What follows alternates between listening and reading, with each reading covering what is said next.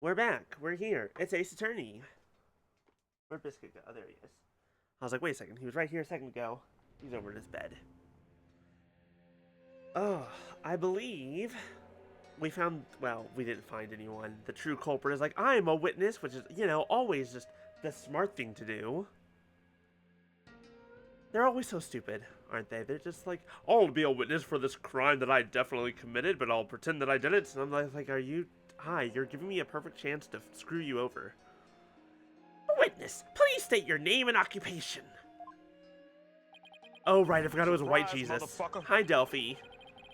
I forgot that White Jesus, aka Fan and Jesus, was our killer and our witness. Oh, God, please give me a second as I try and figure out how to pronounce this name. His Luminandestandin's the name. I'm like Temple's head monk. Can you dig? Understanding. He's Lumen. He's Levin. I don't know what the fuck his name is trying to do. But dude's definitely got like a surfer vibe. Like the kind of like chill hippie dude, but he's actually a cult leader, man. Don't worry about it. It's fine. Oh, peace, love, and understanding. Okay, thank you. Dear God. Love and understanding. Okay, I get it. Fucking so stupid. Oh, if it wasn't instructor understanding. You're the eyewitness. Instructor? Not only is Mr. Understanding Temple's head monk, but he's also a renowned Domelin expert. Sorry to have to ask, but what's a Domelin?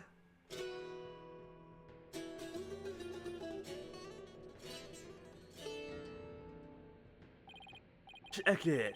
Here she is, my sweet serenader, my one and only. Groovy, right? You heard our sultry sounds once before, brother.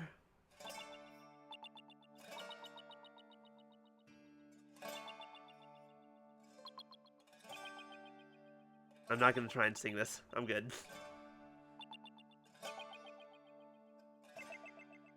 Basically, he's just saying, hey, you know that... They were the one playing when the music happened. That's the song from the Dance of Devotion. Right on, brother. A song of ceremony. Playing this tune together is a precious gig for me and my girl here, you dig? Song of ceremony. The song that was playing at the time of the murder. Oh, Holy Mother. What is wrong with your lips? Hello? Are you okay? May the righteous sounds of my Domelin serve as my offering to you. Wonderful. A great performance as always. This is my thing, you know. My bag. I make instruments speak, baby.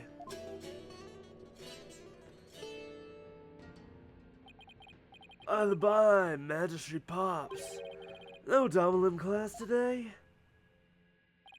No, I'm afraid this trial has gone into overtime, thanks to the lawyer over there. The class the judge wanted to attend was a Domelin lesson? Well, you know what they say, baby. Never trust the lawyer, man. The transgressors against the Holy Mother have to be brought to justice. Thank you for your cooperation, Mr. Understanding. As the treasure's keeper, you must have been shocked to learn it had been stolen. What did you walk into? White Jesus hippie? Well, he's the head monk of a temple that I feel like he really shouldn't be the head monk of. And also, his name's very likely a fake. Just look at him. Look at how white he is. Yeah, man. That was not cool. I mean, also, we know that he's the murderer, but still. Keeping the treasure safe is one of your duties, Mr. Understanding? That's right, brother. This here's the one and only treasure box key.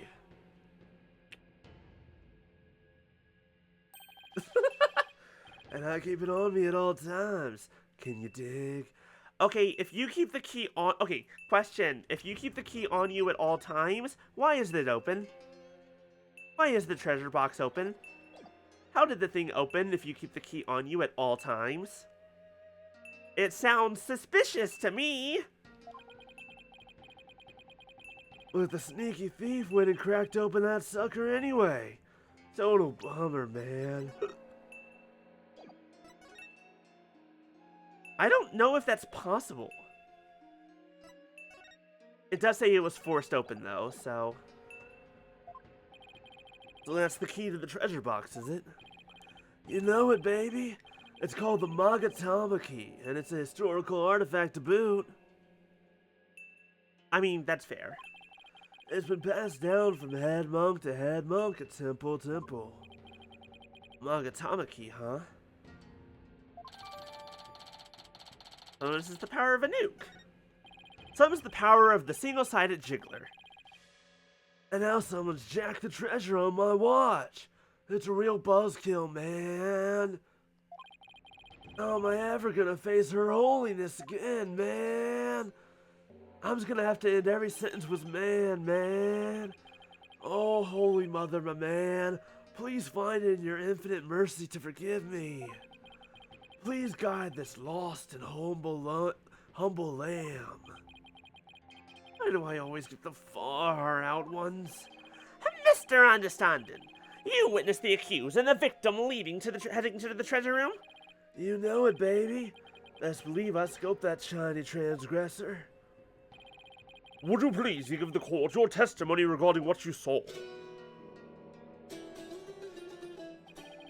To bring justice against the transgressor, man, yes. Of course, I'll do all I can. In the name of her holiness, I vow to sing, naught but the truth I swear to bring. Hit me.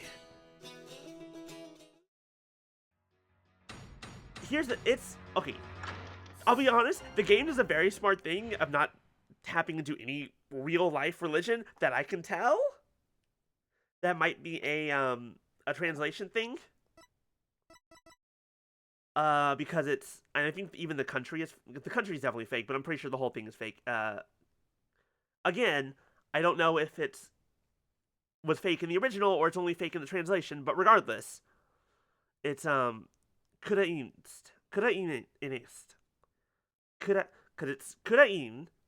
is the country, and it's Kurainist. I don't know. So, nothing in particular, but I don't know. My brain says the closest that I know of is like Buddhism.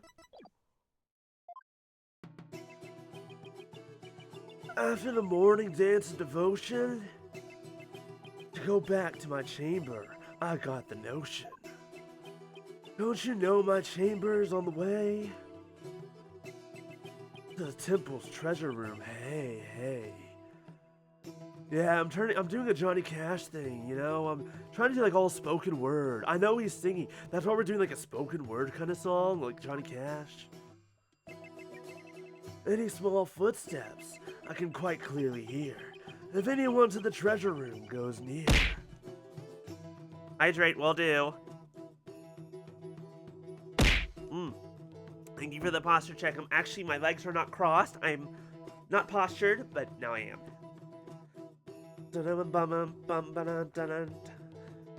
Any small... No, I don't know. I'm not... I will say, I don't think that I'm a bad singer, but I'm not good at coming up with stuff on the fly. Or following along like this. Albie was the only one. Especially because I'm also trying to do a voice. Albie was the only one. Before the blackout, one other than Rule. Only Albie to the treasure room did stroll. Okay, so his name is Roll. That's what I thought. I think I just messed up saying it. Tell me I was hallucinating just now. Like, can you believe Mr. Roll bit the big one after that? Harsh, man. I share your sentiments. You were the one who discovered the victim's body, weren't you, Mr. Understanding? What? You found the body as well? It really is a key witness then. That's right, brother. After the blackout, I went to reset the breaker and give power back to the people. The circuit box is near my chamber, so I'm always the man for the job, you feel me? Okay, so... yeah, I guess that chamber there would be his then? Understanded chamber. The breakers are in the first floor hallway, in front of the storeroom. On the way, I got a whiff of something funky. Blood, man. Really harshed my mellow. I knew something wasn't kosher, so I swung by the treasure room to see what's what. And it was like, whoa, man. There was poor Mr. Roll, dead as a doornail. You know, at first I thought that I had just done too much LSD. But then, like, I took a moment to compose myself, and I looked closer, and I was like, nah, man, he's fucking dead. Whoa. And so that made me, like, ponder for a moment. Like, the brief mortality of the human life, and, like, what we are sitting here to do. It made me real existential for a bit. Yeah. I had to, like, jam out a tune over his corpse and everything to get it out of my system, man. The interval between the end of the dance of devotion and the blackout. And the only ones who went to the scene of the crime were the victim and the accused. So you see, Mr. Understanding's unassailable account is what led to the accused's arrest. Hold it! Isn't it possible that the murder took place before the end of the dance of devotion? I'm afraid that's not possible. The victim was in the performance hall until the very end of the dance. He was? Oh, would you like some proof? How's this? A photo of that morning's dance of devotion taken by a tourist. My, what graceful dancing! I can almost hear the sound of Mr. Understanding's Domelin Dow. Question, very important note. Isn't that a different instrument? Isn't that not the same Domelin? I don't remember it having the electric V. I feel like I would have noticed if the Domelin was a goddamn electric V guitar. Payne's right. There's Mr. Roll on duty. Never underestimate the incredible pain. Ugh. So in addition to Rafa's insights, he had backup evidence lined up too, huh? Dance of devotion added to the court record. Zed Monk, my monks in training. Okay, you know, it's even a completely different color. My monks in training are like my own kids. Like family. Can you dig it? I should have taught all be better, man. Before her holiness, the Holy Mother. Oh, Albie, confess your sins, my young brother. And Monk understanding, I didn't kill Mr. Roll, so I don't have anything to confess to the Holy Mother. What? Bogus, little man. Your faith is weak, like a wet paper bag. Are you feeling me? Like a wet paper bag. Spare the rod, hey baby. Spoil the child, not maybe. Her holiness is magnanimous, son. If you confess your guilt, she'll forgive you in the Twilight Realm. Don't suppose she could forgive him in this realm first? Defense, please begin your cross-examination.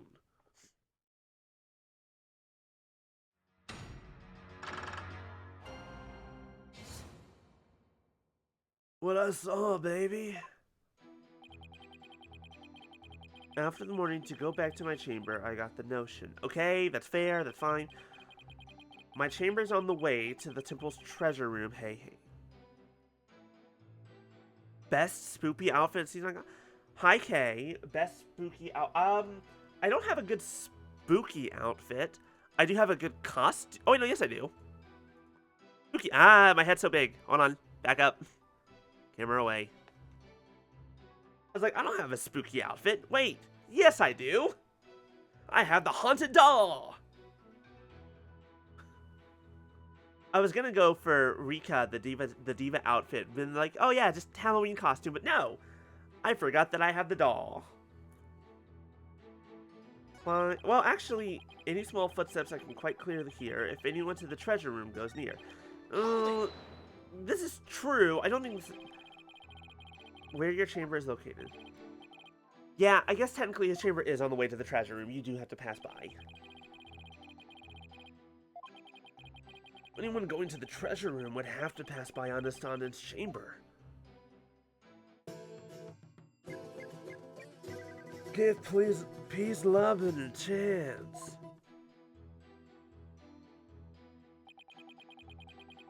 Any small spots if anyone to the treasure room goes, except, wasn't there music? Wasn't the rehearsal happening? Wait, no, hold on.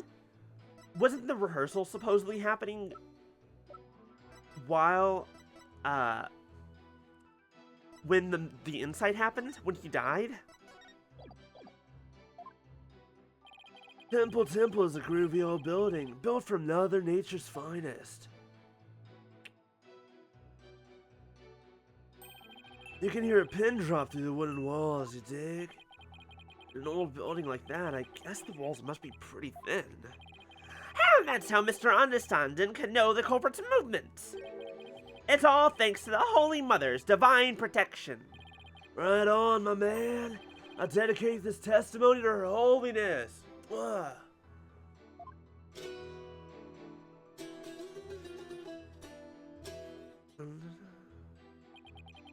Albie was the only one.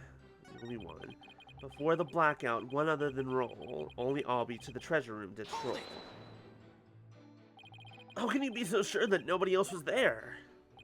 Oh man, you lawyers are as uptight as they say. Isn't it possible that someone else could have snuck past? The answer, my friend, is squeaky wooden floorboards, baby. They make such a racket, not even the quietest cat could sneak by me, you dig? Yes, that makes sense. And all of that just now was simply more of the attorney's unfounded suspicions, I see. That's the truth, baby. It's all that I sing. The truth is all, it's everything. Words of wisdom, words of truth!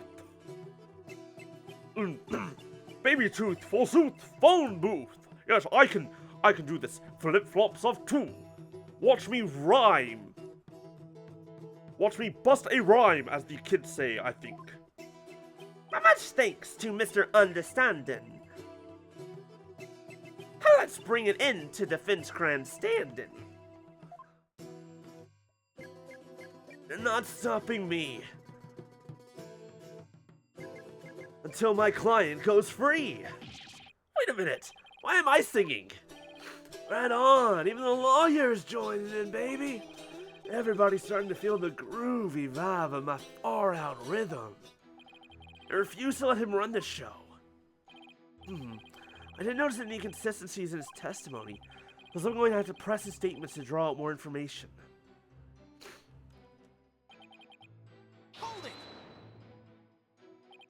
I have a question. Lay it on me, man. How dare you interrupt the performance of the great peace, love, and understanding? I was really enjoying that. Sorry, but, you know, there's something about that name I can't put my finger on. What's so funny about peace, love, and understanding? You had a question for me, brother? You were playing something during the Dance of Devotion, weren't you? You know it, baby. I was playing my beautiful girl right here. This Domelin. You lie! You liar! In offering to her holiness, I play the music, and the singers sing the song of ceremony. Mr. Understanding's playing is the best in the kingdom. It must please her holiness greatly. Now then, could you continue with your testimony, Mr. Understanding? For the Holy Mother, I keep on trucking. This Domelin still needs some plucking. Can you add that to your testimony?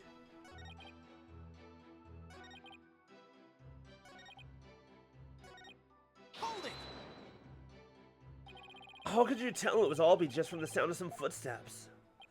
Albie is practically family, man. A smooth groove of his shoes are easy to pick out. But how do you know he went to the treasure room?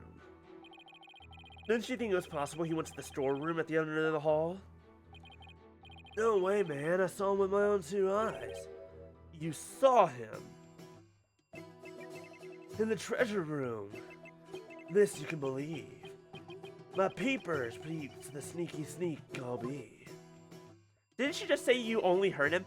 And tell us where it is you stood, when you saw the accused, if you would. When I heard the footsteps, I looked out the window. From my window, I can see the window of the first floor hallway across the courtyard, you dig? And through that window, I saw Albie walking into the treasure room. Is this true? Should I have him add the statement to his testimony? Yes? Could you please add that statement to your testimony, Mr. Understanding? You got it, brother. Because something about this doesn't seem right.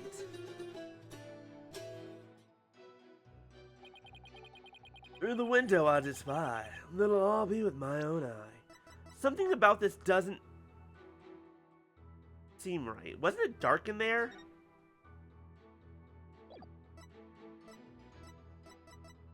Wait, no.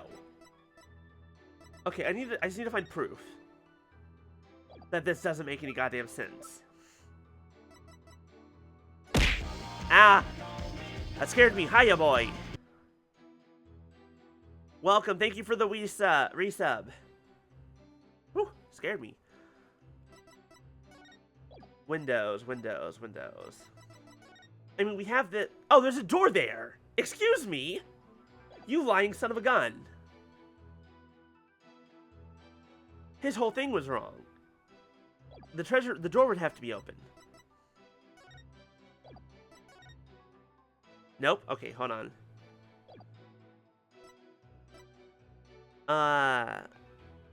But yes, this guy is a 1970s hippie right into the 2010s.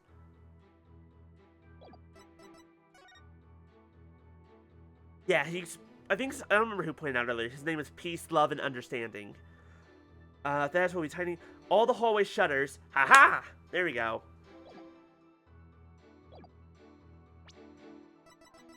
Thank you, Kay. Objection! There's something off about that, Mr. Understanding? My music is off? I'm sorry you feel that way, man. I don't really take requests, though. Like, I'm not really that kind of musician. Like, you can go down to, like, the local tavern or whatever. Like, the cafe. Maybe they've got someone taking requests. That's not my gig, man. Maybe this vibe ain't top of the charts where you're from. What's your poison? Orchestra? Jazz? Soul? I think it means soul jazz, but okay. There's nothing wrong with my ears, witness, but something's not quite right about your eyes. Bird, that is free, man. Oh man, that's a long one. How about Heaven's Stairway? You like that one? Both of those are, I hear, real hits. Mr. Understanding, you've been lying to this court. Now, why would I lie? I got nothing to hide. Truth and truth alone is all I sing. Lying, y'all? Nah, lying ain't my thing. Which is why I'm bad at it Among Us. I contend otherwise. Do you recognize this object, Mr. Understanding? It's a temple notice, man. What of it? In this notice, the following instruction to the temple monks is written. All of the hallway shutters will remain shut for today's dance of devotion. What you talking about, Phoenix? Talking about the fact that from your chamber, you couldn't have seen anyone going into the treasure room through those shutters. Ugh. Looks like you didn't get the memo. Oh, I love that the music's changed. It's gotten a little bit more panicked. No way. I don't believe it, man. If you don't believe it, why don't you read the notice for yourself? Oh, let's see. Something, well, something for... I knew it! He can't actually fucking read!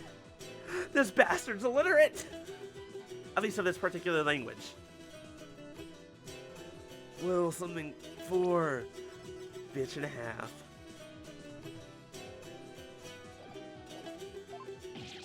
Is that your idea of reading? I'm not so hot at reading Koreanese, man. I mean, look at how pale my skin is, dude. Clearly, I'm not from here. I usually get one of the other monks to read stuff for me, you know. Doesn't that make your duties as head monk a little difficult? Hey, cut me some slack, man. I only moved to this country 6 months ago. What do you mean you are already head monk? You've only been here 6 months. Hello?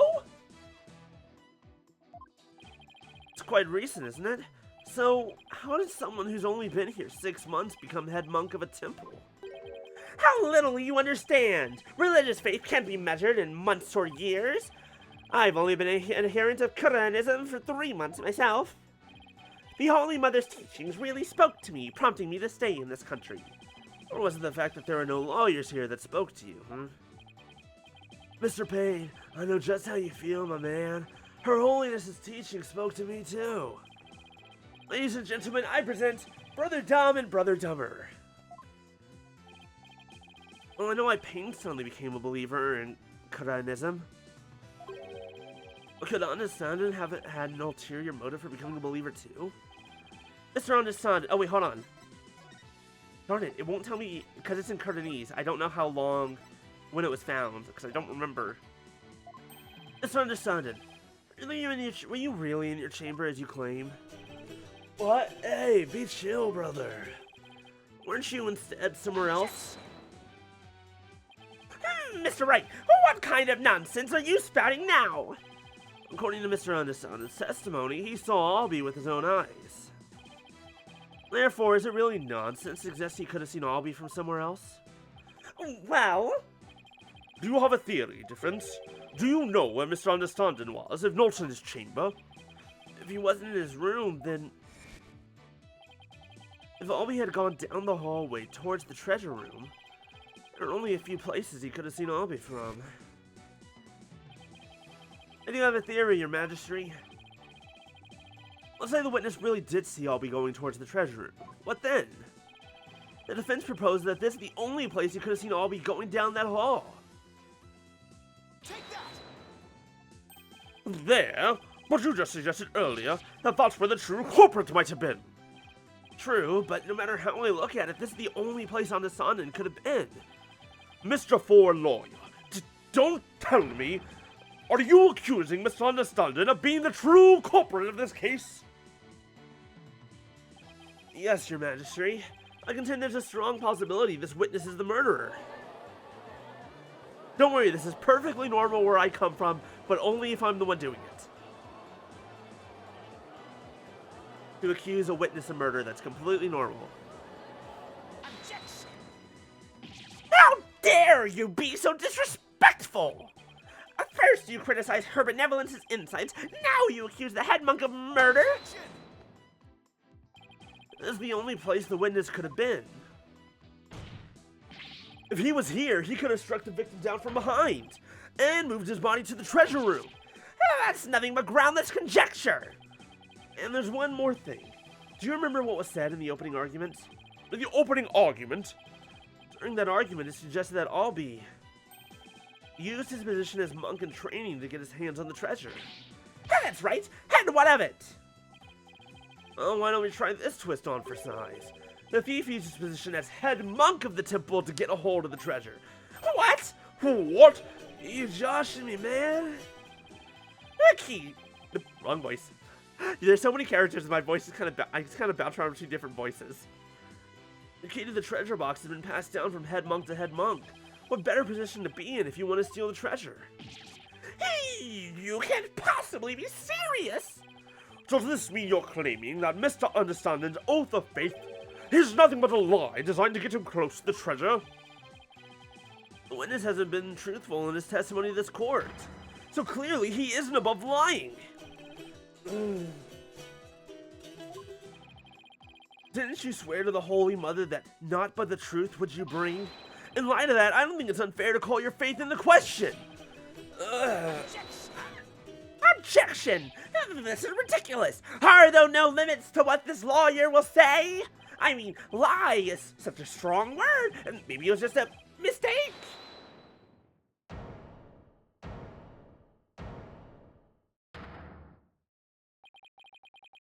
Enough with the nervous wreck routine, prosecutor.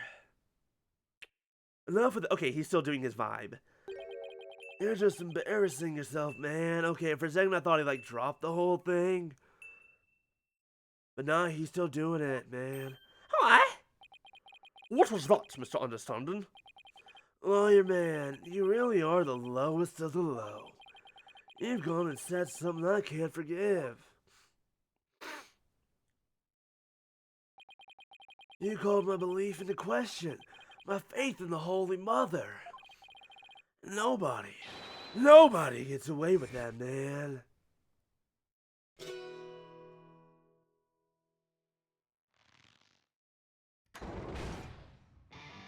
Oh dear God, he turned into a metal rocker. Is it time for Through the Fire and the Flames? Rock on! What on earth? That music! It's making my ears bleed.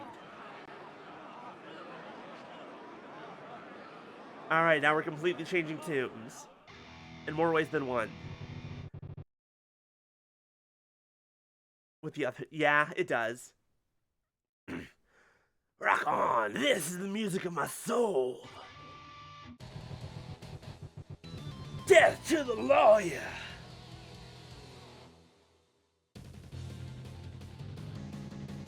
It really is Through the Fire and the Flames! I'm the Twilight Messenger, can't you tell? Gonna take this light lawyer straight to hell. I thought for sure maybe he wasn't. He's tripping with lies, running with Philistines. I'm gonna send that lawyer to the guillotines. Is it Philistines? And now for something completely different. This douchebag.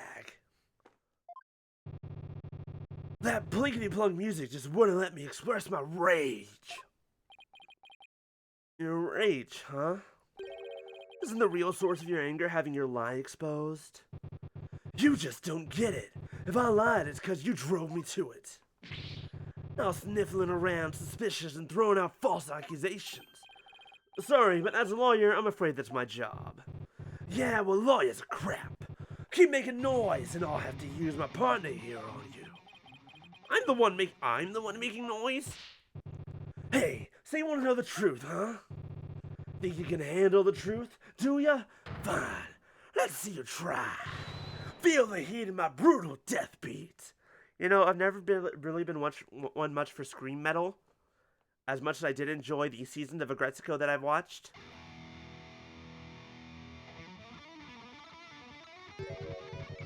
As a way to break my throat. Savage, right? Sweat bullets, ain't ya? The screams in my soul are gonna make a mosh pit out of this peanut gallery.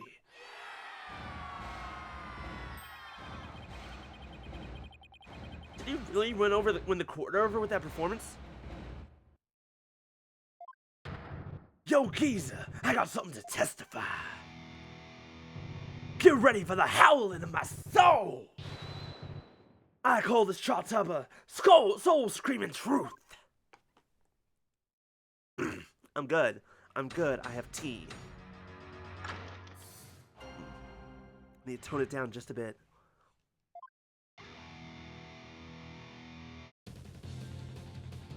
Priestess's dance had come to an end. To the music storeroom my way I did wend. Death, truth is what you dread. Hear me shred. From my spot in front of the storeroom, I saw Abby creep to the treasure room.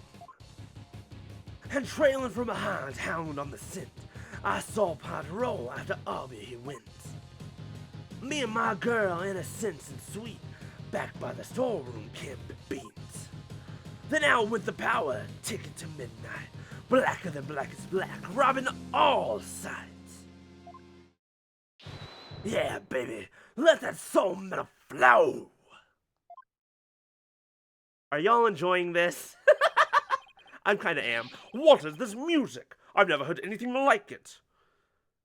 Note to self, I need to look at my Spotify later and maybe add some of this music in for a listen. And it's so fast, it's making my head spin, or maybe not. This is dominant metal. Hey, yo, geezer, how are those ears ringing? Not much about music, but I've got chills and they're multiplying. Ha! You scared, lawyer man? Run away! Run away fast as you can!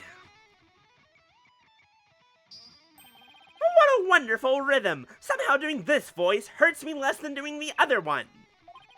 The perfect accompaniment for further deliberations. I don't know why this voice hurts me less than the death metal voice. Now, Mr. Understanding, what did you go to the music storeroom for? Hey, I went to put my Domelin away. She's my precious partner. Gotta give her a good rest after playing in the ranks. Then why did you lie before? Because you'd send me to hell. Huh? We all know about lawyers and their lying, lawyer ways. Am I right, people? If I admitted I went to the storeroom, he'd have drummed up a false charge on... I don't know if you know this, sir. Sir. I don't know if you know this. I'm not sure if you're aware. But, lawyers aren't prosecutors. I can't charge you with anything. That's not how this works. That's not how any of this works. I didn't want to get sent to hell. What do you say? He's right. That's so what have happened. Now I see why that Defense Culpability Act was passed. You feel me, Corain? Yeah, you said it. Is it too much to ask for a low-key trial? Now, are you punks ready to rock or what? Apparently not here, it's not. Perjury, never heard of her. I can't hear you. I said you're ready to teach this lying lawyer how we do things around here.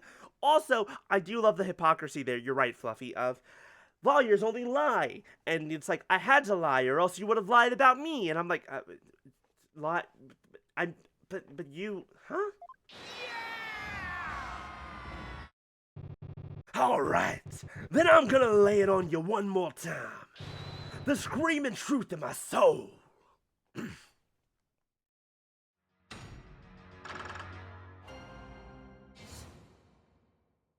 Remember, kids, tea is very good for your throat. And also water. Stay hydrated. Especially when you're doing voice acting for a weird-ass character like this. Death Truth, hear me shred. From my spot in front of the storeroom, I saw Albie creep to the treasure room. How did Albie appear at the time? Come to think of it, he was glancing around all sifty-like. You could tell he was up to no good. Shady, I tell ya. What's that saying about people who live in glass houses? Well, he was about to steal the treasure, so it only stands to reason he'd look furtive. Objection! The defendant admitted he was sneaking in to see the treasure box. Wouldn't that be why he was looking around? What's that, people? Only the Holy Mother knows the truth, you say. Wrong. Peace loving knows the score, baby. From my lips to our Holy Mother's ear, an artist only sings what he saw there. In other words, my reasoning isn't good enough for a god boy here. And what did you see next, Mr. Understanding?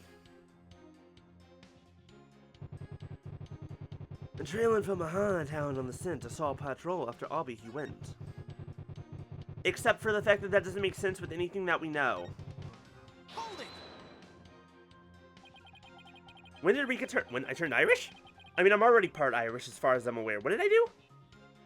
Someone tells me there's going to be a spectacular waste of time, but what do you mean by hound on the scent? What? You don't get it? It's always the same, y'all. Lyrics questioned without mercy. The more famous the song, the greater the controversy. Wasn't your lyrical sense I was questioning. I say hound on the sense like a hunting dog, cause, you know, Roll was a god and... Uh-oh, here we go. For a second at the end of pain, I turned Irish? Oh no. You've only done one Irish and it was, oh god, it was so long ago, it was back in Great Hits Attorney the First. And there was a wee Irishman who was actually a murderer. Helped him, well, technically we got him off free and then he burned to death. Oh, but what a weird little annoying bastard he was. The inspiration came to me suddenly like a flash and hold it. That's okay, you don't have to explain your lyrics anymore. Hey, you're the one who asked. I knew I shouldn't have asked. Mr. Understanding, you're still on the stand, so please stick to your testimony. You can explain your lyrics to me later in Dominant class. Fine, have it your way, geezer. The show must go on. Slash and thrash.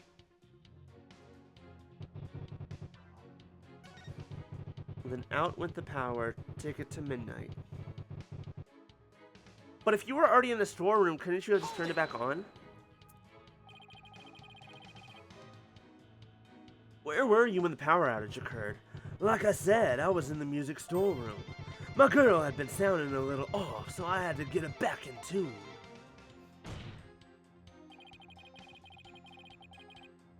Oh yeah, in real life, every single Ace Attorney case would be hit with so many mistrials. Like, every single case. All of them. Would have at least a dozen perjury and mistrial slaps on them. Isn't it true that you were actually in the hallway at the time? The hallway, you say? I would not be in the hallway. You were waiting for Mr. Roll to come back from his patrol of the treasure room. Now that he discovered the treasure been stolen, you wanted to kill him. Lawyer man, just as always, so full of bull. Spewing noxious lies and pulling the wool. Filthy liar through and through. And I ain't never ever gonna forgive you. Utter lies with no evidence. As always, his claims are just tenuous. I beat the shit out of you in court several times. Don't make me actually beat your ass. Hey, nice, prosecutor. I'm picking up what you're throwing down. Someone stop their jam session, please. I only understood about half of what this guy's saying. I suppose I should press his statement, but I'm really not looking forward to it. Hold it! You say you went to the music storeroom. But how do we know you didn't go to the treasure room to steal the treasure instead? And on what grounds would you base that accusation? Got anything to show for it? He's right. I don't really have any proof. And yet... I'm still curious about all the blood on his hand. Well, you can't prove you didn't go to the storeroom either. To the treasure room either. You stole the treasure and were ready to make your getaway when you saw Mr. Roll. So you panicked and ran into the music storeroom, isn't that right? I mean, yes, but we don't have... Why do I feel like I'm being stabbed by icy stares from every direction? The silence is your answer, lawyer man. This audience knows the score. Just what we needed. A moment of silence to bid this lawyer's baseless claim goodbye.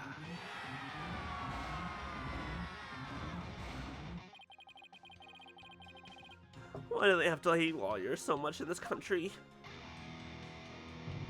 I said it before and I'll say it again, lawyer man. After the priest's dance, I went to the music storeroom. You've made your assertion clear, defense, but your argument is rather unsubstantiated. That's not good. What's so funny, peace, love, and understanding? Nevertheless, the possibility is still there. You can't deny the witness could have killed the victim under cover of darkness. You're forgetting one very important thing. Huh? It seems you've forgotten that the outage happened by chance, not design. Oh, that's right. Oh, that's right. I did forget about that. Except, Except, hey morons, if he was over where the breaker is, he could have shut the goddamn lights off for one section. Like, it wouldn't have been that hard to be like, boop, smash, boop, lights on. It's not like the witness planned the outage so we could take advantage of the darkness. Hey Payne, thanks for bringing up a wonderful point that I will absolutely use in court in the next 2 seconds. And without darkness, it would have been hard to sneak up behind Mr. Roll and kill him. You're right. Even I would notice something coming up behind me. Well, defense, what do you have to say about that? What can I say about that? Mr. Wright, your claim is completely without merit. Unless you want to argue that the witness somehow magically made the outage happen. That'd be ridiculous. that would be ridiculous, right? That's ridiculous, right? Ow. Well, maybe not magically, but... Wait, that's it! I contend the witness could have made the power outage happen, with no magic necessary. What? You have a theory, defense. All he had to do was make use of something shown on this diagram. What did the witness use to make the power outage happen? Take that! The witness was in the storeroom. The circuit box is on the storeroom into the hallway. There's nothing really magical about turning off the breaker, wouldn't you say? Let's try, but that theory doesn't hold water, lawyer man. And why not? You're saying I turned the breaker off and then snuck up on Mr. Roll and hit him? In pitch black darkness with no source of light whatsoever? Is that what you're saying? I'm saying treasure box glows in the dark. Or the treasure does. With the lights off, that hallway is blacker than 100 midnights. You can't see the hand in front of your face. How could anybody commit murder like that? Unless there was somebody standing right in front of the victim. Like, can I please point out at some point that he was killed from a blow to the back of the head and not the front? For the love of all that is good and holy. I hate when he's right. I can't just let his point stand. Well, maybe the victim was holding something that served as a guide. A guide through the darkness? Something? Well, that's more than a little vague, wouldn't you agree? You ain't gonna prove this room with a half-baked. You can't move this room with a half-baked hunch like that, bro. You gotta hit him hard, really make him feel it, you hear me? Just like my verse, baby, woo! Well, I'm afraid I don't understand the witness's lyrics very well either. But in a trial, your arguments have to be clear and precise. Now, let's see some of that clarity and precision now, defense. Uh-oh, what do I do? Can you present to us something that could have served as a guide through the darkness? Yes, I can! Ow! Oh my god, Fluffy! Fluffy, holy shit, oh my god, thank you! Thank you, Fluffy, I appreciate it! Thank you for all the gift subs here. Hearts for Fluffy.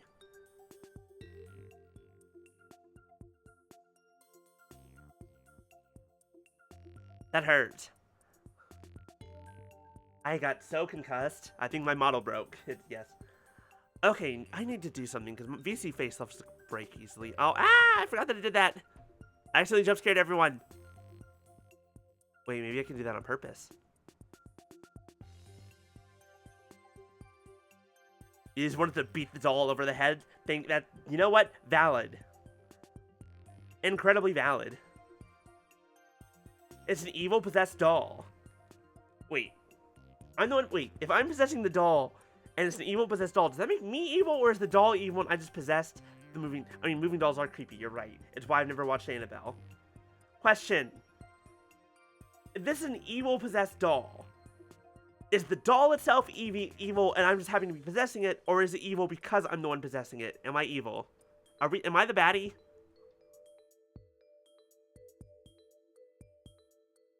That's exactly Swift.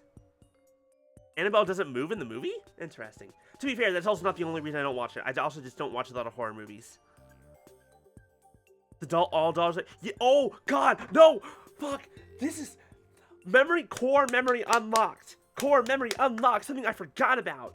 Okay, my dad's parents, we went to go visit them like 2 or 3 times a year.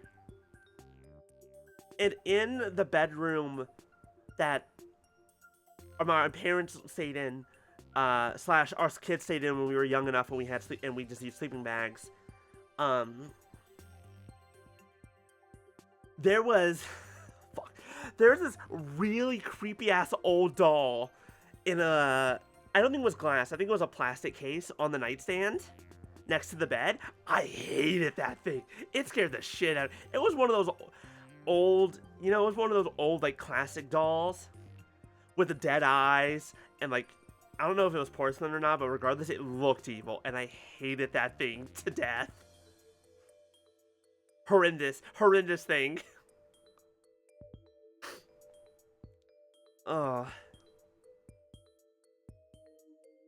Like, luckily in the night when it would have been too scary, first of all, in the nights we did sleep there were 5 of us there, so it wasn't a big deal. But like, you just couldn't see it, thankfully. And then during the day, I just didn't like looking at it. I'm like, if I ever have to be in this room for any reason, I just avoid looking at it. It also, God, I remember because this was in Alabama, it also had the Alabama Auburn University cheerleading uniform. No, was that right? That can't be right. I must be thinking of a different doll.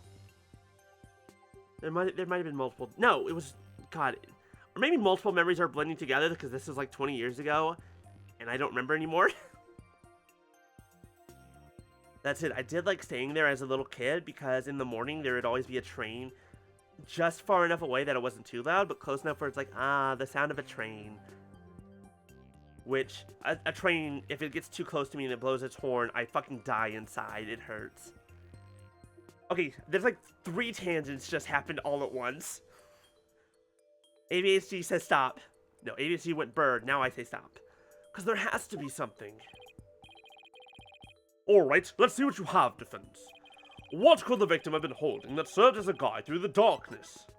Take that! The doll's evil, I'm just stuck in it. I believe the victim was holding the treasure box. Huh? Have you gone mad? Well, the box glows in the dark, so you could use it as a sort of beacon. Well, I guess you're right. But why in the world would the victim be holding the treasure box? Oh, well, because I guess it's as good as mine. Wait, the victim or the...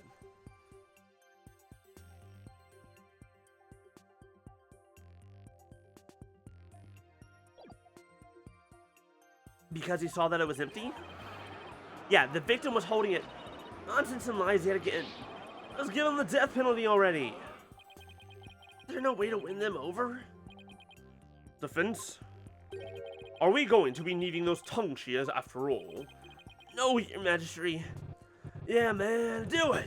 Do it. Then we can jam out to this lawyer's shrieks of pain. Better get those screams of agony out now, lawyer man. Well, you still have a tongue to scream with. I don't think you need a tongue to scream. I guess I'd better come with a reason. No pressure or anything. As to why the victim was holding the treasure box, it can easily be explained as thus. Brain, don't fail me now. What reason could the victim possibly have had to be holding that treasure box? You'll absolutely believe it.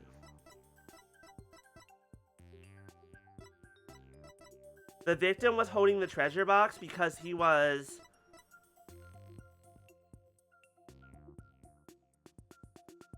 a security guard? Because that's my initial thought is... he's a security guard. He's like, oh shit, it's empty. So he comes running up being like, you, did you take it?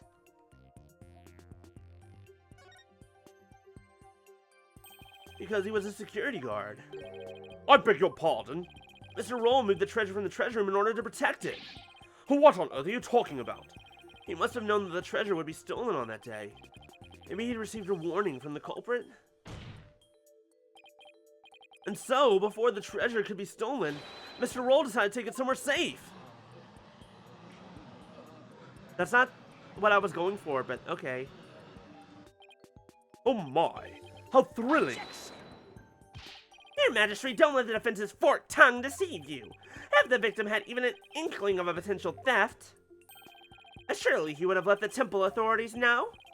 Oh, you're right. He never mentioned a word of anything like that to me, and I'm the head monk. I'm certainly not so confident about that answer. Whew, I just came dangerously close to having my soul sullied by this lawyer's lies. But I'm not lying. Guess I better try again. Maybe he was the thief. Because in my mind...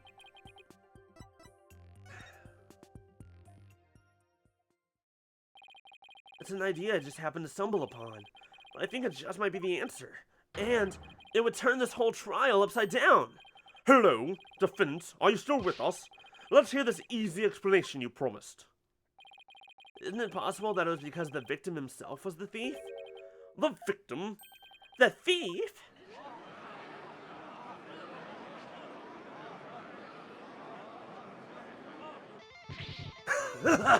What kind of bull are you spewing now? Your Majesty, this guy's off his rocker. If the victim was the thief, everything we've learned so far would all make sense. And it would give us a completely new way to interpret the victim's actions. After the morning dance and devotion, Mr. Roll went to the treasure room. He grabbed the box that contained the treasure and started to take off with it. But then he ran into Albie on the great stairs. That's why Mr. Roll pulled his gun on Albie. And then when the blackout occurred,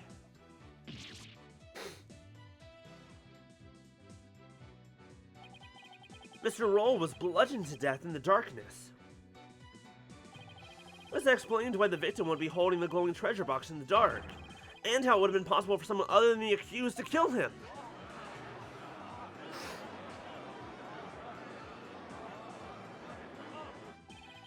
Do you have any idea what you're saying? You're unbelievable, lawyer man. I think you've lost it. That's the craziest thing I've ever heard. Roll trying to roll the temple? That devout believer? That pious Curianist?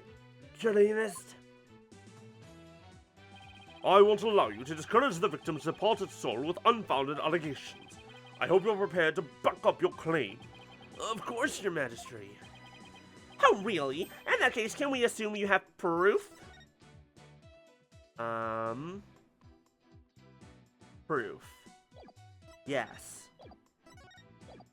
Proof, you say. Do we have proof? Uh-oh. Proof, huh? Do I have any proof? I can't back down now. Yes, I have proof. Uh-oh. In my dreams, proof that Mr. Roll was the thief may have been left behind on a certain piece of evidence. Very well. Let's see your evidence and be ready to stand behind it. Footprints, fingerprints, I'll take anything at this point. I need proof. Something that would have been involved with the theft. And that might still have some trace evidence left on it. What proof do you have that the victim might have been the thief? He has blood on his hand.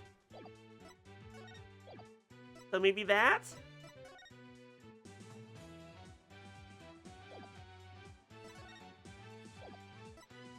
Because he's wearing gloves, so there won't be any fingerprints. Scroll. That's... Oh, the defendant's... No, the We'll be tightening security throughout.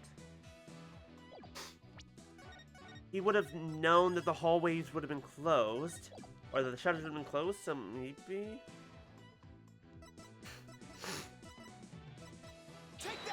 No, I don't think that's it, Fluffy. I tried it your way. That was not it. I think it's either the box itself or the picture, because he has blood on his hand that we have not explained. I would like it explained, please.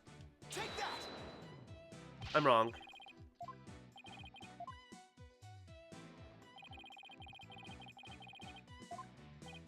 Whoops. Looks like I got it wrong.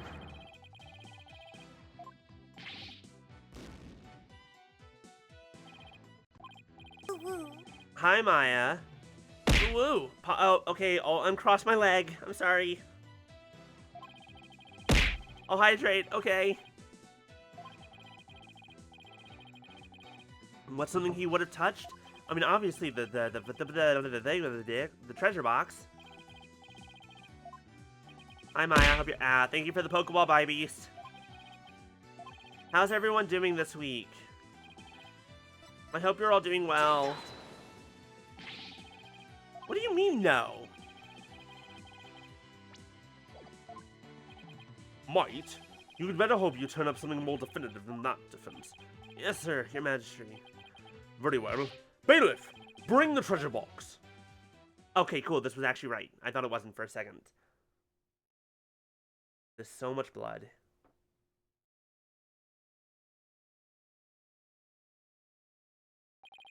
There you are, defense. You're free to examine it. If I don't find something now, my entire argument up to this point will be blown.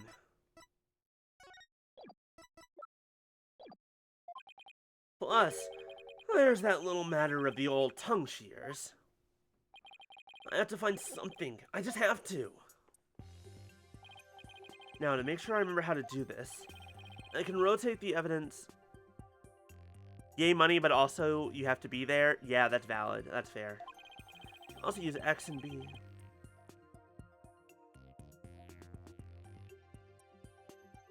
Well, but the thing is, the blood on it should be from when the box itself is used as a weapon. Use X and B to zoom in and get a better look. And if I ever get turned around, I can always use reset to return things to its initial state. I search every inch of this box carefully. Examine anything of interest in detail. It wasn't? Cerebral contusion from a head injury.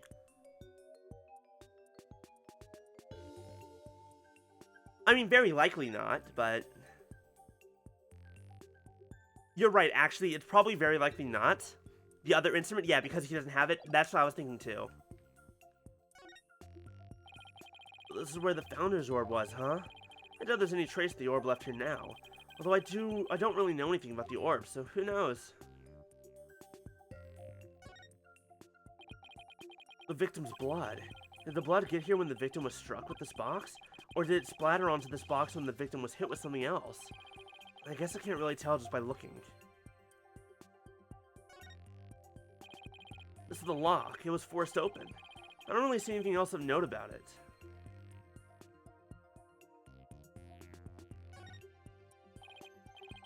The lid of the box was forced open. But while the victim was holding the box, the lid must have been closed. I'll try closing the lid, too.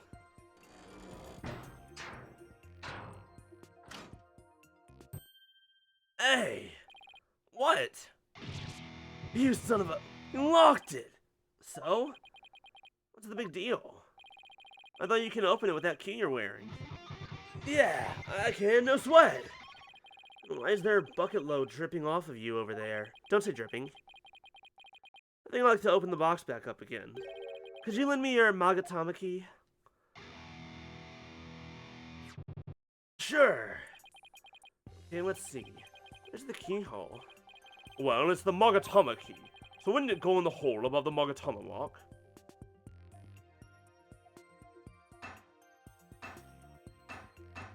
It's not real. It's... Huh? It won't open. Would you look at that? The thief must have busted the lock when they forced the box open. Really? 'Cause I'm not so sure about that. In any case, I'd better take another good look. I can find proof that the victim was holding this box. Oh, it's his handprint! Hello, handprint! Wow, if that ain't clear and concise. This bloodstained. It shows the outline of a hand! Could this be what I've been looking for?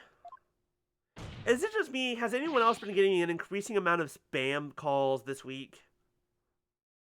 Your Majesty, take a look at this! There's a bloodstain here that outlines the shape of a hand!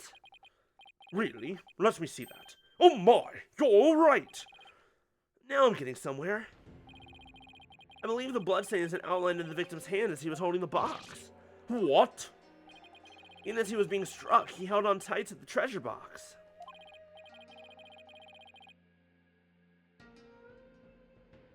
After all, he's gone through a lot of trouble to steal it.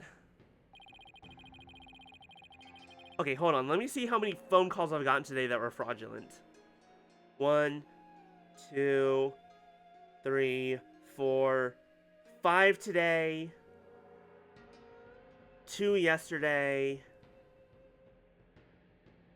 6 of them back on Tuesday. God, it's so much. It's so much.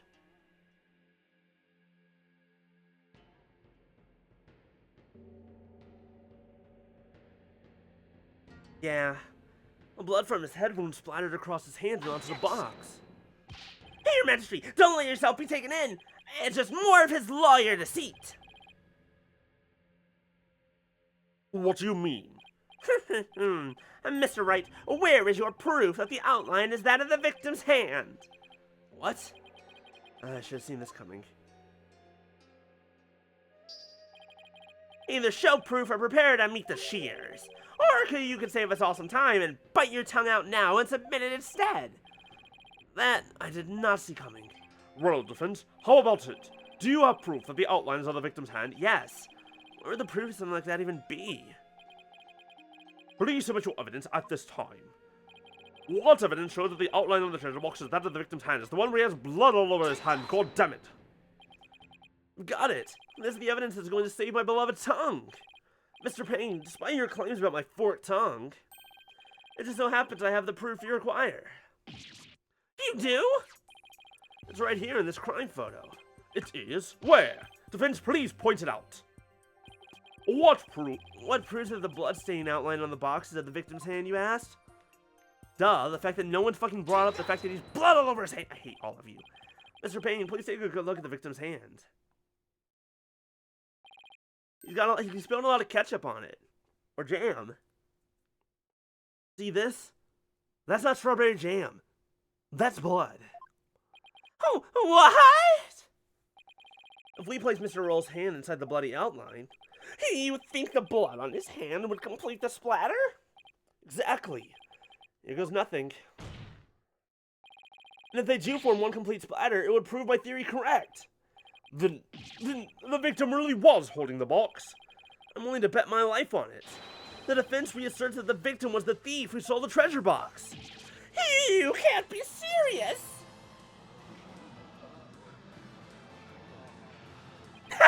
He's fucking right, it's a toupee.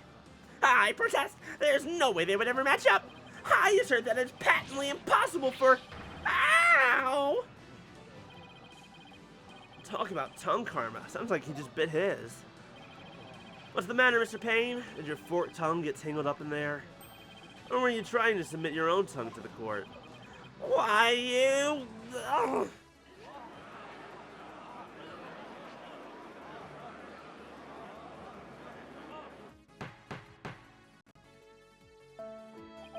Rip to your tongue. I know how much it hurts to bite it.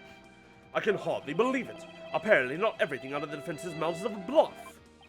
Of course not, Your Majesty. This tongue doesn't lie. And I'd like to continue to use my tongue in the future, too, if you wouldn't mind. He never has to know it really was a bluff. No, not Mr. Roll. I can't believe it.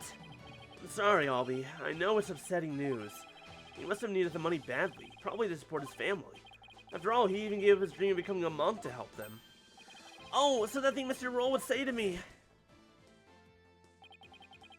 Albie, you train hard and make sure you become a monk one day. Don't end up like me, he'd say. Yeah, he was probably warning you not to end up a thief. Mr. Roll. Now wait just 1 minute. If the victim was the thief and he was holding the treasure box, then that means Mr. Roll was holding the murder weapon when he was killed. Oh, that's a very good point. It doesn't make much sense, does it? Objection! If the victim was holding the treasure box, it couldn't have been the murder weapon. Which means the real murder weapon must have been something else. The real murder weapon? There was something else? The blood was thought to have gotten on the box when the box was used as a weapon. But it turns out that wasn't the case. Yeah, his Domelin. The Electric V. The real murder weapon was the friends we made along the way. Just ask One Piece. Seriously, those guys are human weapons. Blood splattered out on the treasure box the victim was holding. When he was struck with a real weapon. That's what really happened. Isn't that right, Mr. Understanding?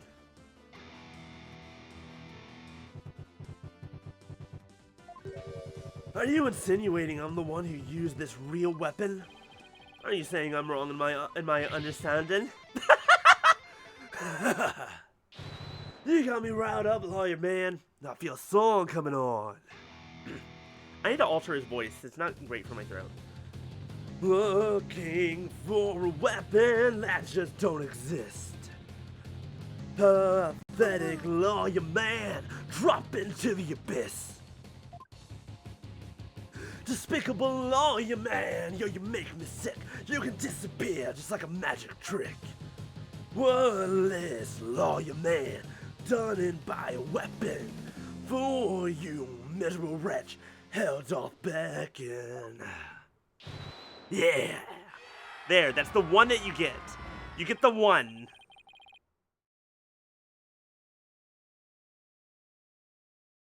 I know I don't need to remind you, Defense, that your life is on the line. I know, Your Majesty. Yet you're prepared to risk it on this mere idea of a real murder weapon. Death to the lawyer, man.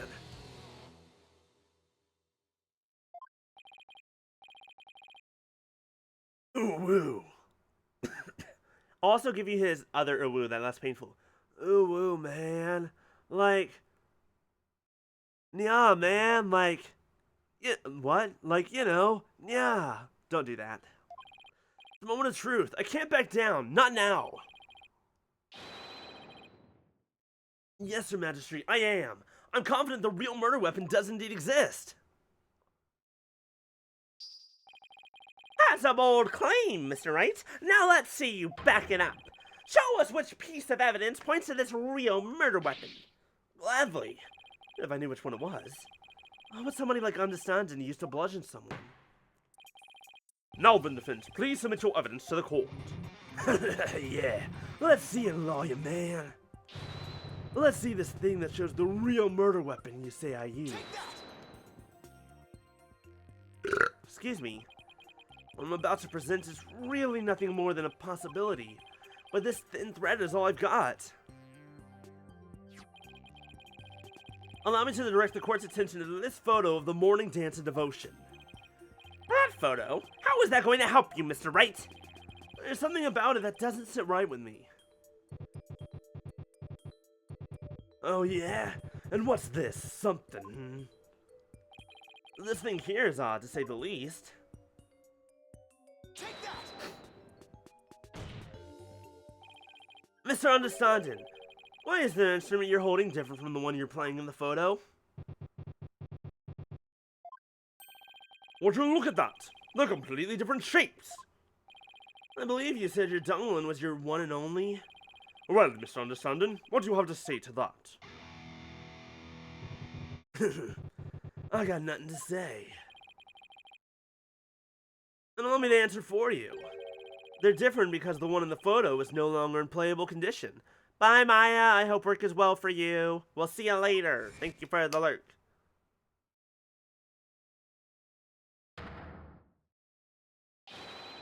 Why do you look more like Kratos than anything else there? Not after you used it to bludgeon Mr. Roll to death.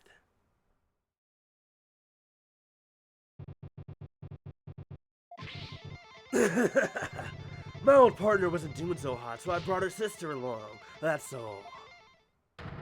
Not a big deal, lawyer man.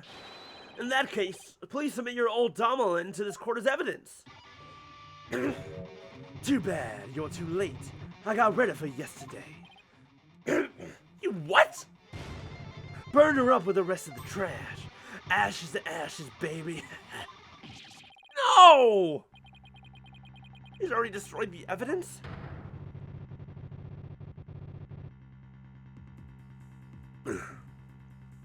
And I see more trash right here in this court that needs to burn in the fires of hell. Oh, you trash. Apparently the one and only can be replaced for a different one and only very quickly. He's like, this is my one and only. Oh, you've gotten too old? This is my one and only. Like someone swapping out their young girlfriend for an even younger girlfriend when they hit 25, not naming any names. Ugh, now there's no proof to show. Oh, come on, that was pathetic. Your agony can sound better than that. Where's this great scream of yours? This can't be how it ends. I think I've heard enough. It seems the defense is unable to produce the evidence it needs to prove its assertion because the witness burned that evidence yesterday. But, Your Majesty, it's only because the witness destroyed it. Evidence is everything in court. What does that mean? Do you not know about DiCaprio? Don't tell me you've forgotten this most fundamental principle of our profession. Without sufficient proof, your claim that Mr. Understanding is the murderer is no more than conjecture. Ah.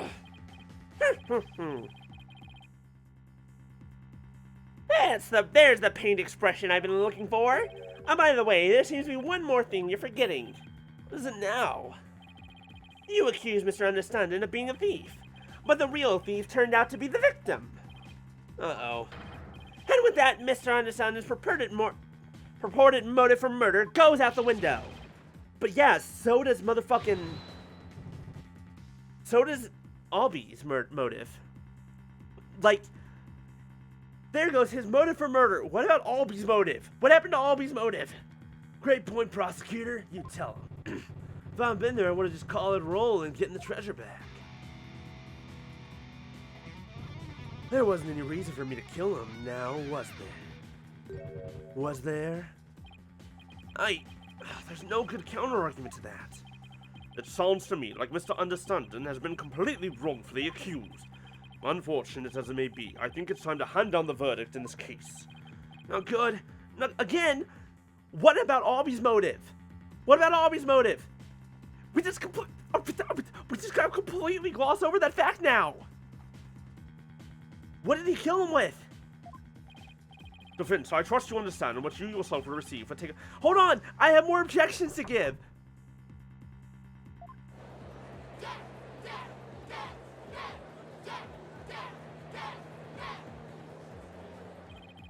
Oh, what do I do? The murder weapon's been destroyed, and now I've got no motive. Or Albie will be convicted, and I'll lose my life too. Mr. Wright, you've wasted this court's time and disparaged everything we hold sacred. We should charge you with less majesty in addition to the crime of abetting the accused.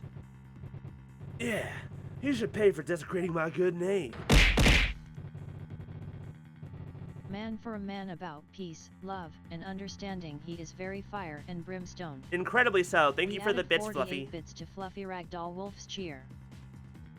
Thank you, Fluffy. Thank you for the bits. And yes, I guess I forgot about that. Fucking Twitch is doing a thing. I think it's any amount over, I think it's 10, is it 10%? Or I don't remember how much it is. Certain amount over 300, like it's a certain percentage is extra bits that Twitch just gives us for free. Huzzah, you love to see it. Bye-bye, lawyer man. Time for you to do some repenting in the Twilight Realm. 10% over 350? Okay, that's it. Thank you. I knew it was something like that. Also, a religious man being fire and brimstone? Yeah, welcome to the Catholicism. This guy is guilty of sin, I just know it. He must have had some reason to kill Mr. Again, wait, can I please, for the love of God, can I please just bring up the fact that now Albie has no murder weapon and no motive, and he was still in front of him and not behind him?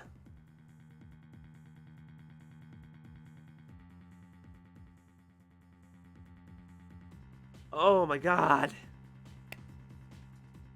Hey, I am begging for you now to make a chance for me to be a goddamn lawyer in our games at some point.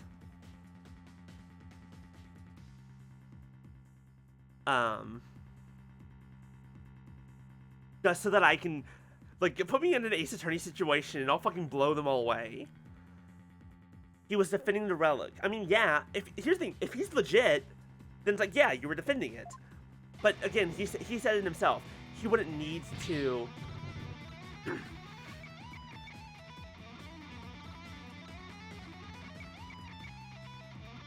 He wouldn't have needed to kill him, he would have just grabbed him and be done with it. Come on, people, let me hear you scream and shout. Now that's valid. Time to take this lawyer trash out. Exterminate! Exterminate! Exterminates the lawyer! Exterminate the lawyer! Thing to do at a time like this is to turn my thinking around. I shouldn't be trying to figure out what Understanding's motive was. I should be thinking about what kind of situation would give him a motive. Did you steal it? He said. Okay, yeah, there was no relic. We know that Mr. Roll was the thief and that he had gotten his hands on the box. So then why? Why in the world did he ask Albie that question? What about the treasure box would have prompted him to... What if there were two thieves? What if there were two thieves? Yeah, the relic was already gone. He already stole it. Defense, what's gotten into you? Now I get it. Now it all makes sense. Like, poke in the car, man. What you trying to say? Muttering and squealing to yourself. Sounds like you knocked something loose upstairs. Your Majesty, please hold off on your ruling for just a while longer. Don't tell me you're going to start begging for your life now. No, Your Majesty, that's not it. It's just that I realized something important. We've been operating under a serious misconception this whole time. A misconception, you say? That's right. A mistaken notion about the treasure box. But could this really be true? If so, there's still a lot to figure out. Very well, let's hear what you have to say. Thank you, Your Majesty. Your Majesty, this is just more of his nonsense. He's just stalling for time. This is your last chance, Defense. The second I find it really is nothing but nonsense, no amount of begging will stay my hand. Understand? Yes, Your Majesty. We all know this is just going to be another one of your stupid bluffs. Now then, Defense, or what is this misconception you mentioned? The thing we didn't realize about the treasure box was that it was empty. None of the treasure box was already empty from the start. What? What? Please recall, that when Mr. Roll ran to Albie on the Great Stairs, he asked the boy a question. Did you steal it? He said.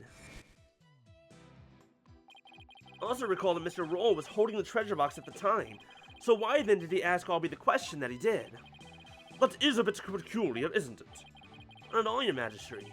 Not once he realized that, by the time Mr. Roll got to the treasure room, the treasure box was already empty. I beg your pardon? Mr. Roll suspected that Albie had gotten to it first, which is why he confronted Albie when he ran to the boy on the stairs. But how would the victim have known the treasure box was empty? He didn't have any way of opening it. Once a year, the victim had the duty of carrying the treasure box to the palace. He was so proud when he was put in charge of guarding the treasure box. He even got to carry the box to the palace for the New Year's rite. He would have been able to tell by the weight when he lifted it that the box was empty. Hi, Punisher. Hello, hello. Oh, I see. Yes, I suppose he wouldn't have been able to tell, wouldn't he? Mr. Roll most likely decided to at least steal the empty box. It's an important historical artifact in and of itself, after all. Gah! But what's your point, Mr. Wright? What does any of this have to do with Mr. Understanding? My point is this. It gave Mr. Understanding a motive to murder the victim. A motive? Mr. Understanding, keeping the treasure safe is one of your duties, isn't it? So if anyone had found out that the treasure was missing... Oh, shit. Here we go again. Thank you, Fluffy. Idly ho, We're- neighborinos. Howdy ho. You would have been accused of incompetence. From the moment Mr. Roll discovered that the treasure was gone, his fate was sealed. Because you decided then that he had to be silenced forever. But that's absurd!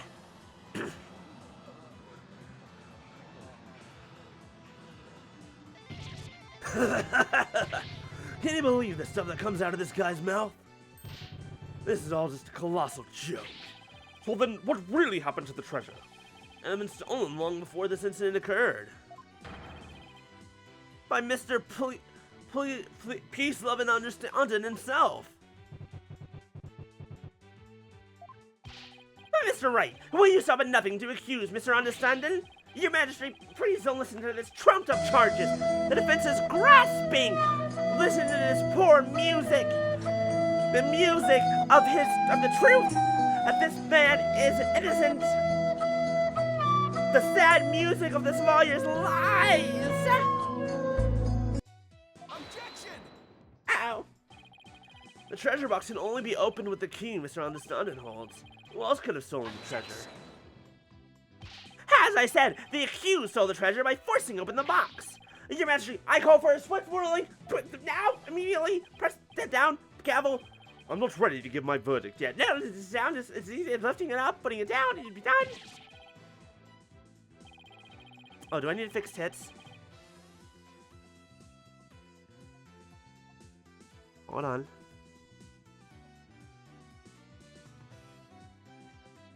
Alright, the tits have been fixed.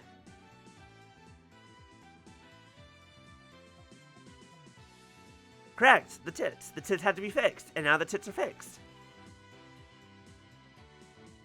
Where is it? Not that one.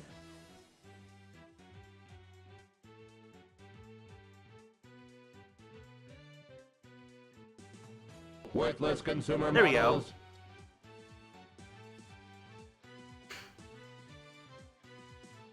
The defense has successfully presented a new possibility in this case. Yes! Finally, a tiny shred of hope! Mr. Understanding, would you care to make any statements in response to the defense's claims? Ah!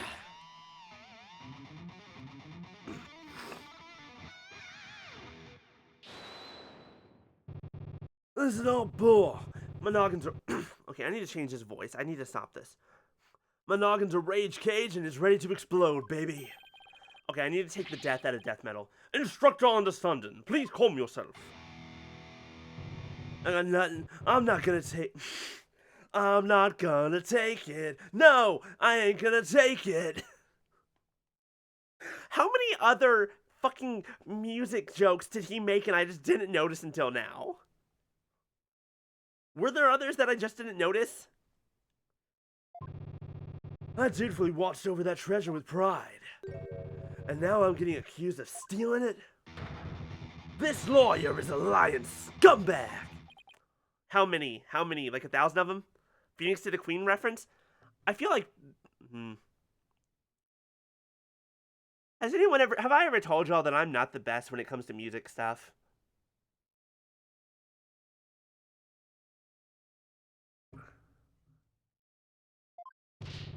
You better believe I got something to say. Open up your ear hole, sheeple. Let's rock. Death to the lion lawyer. Owie. Thank you for the junk mail.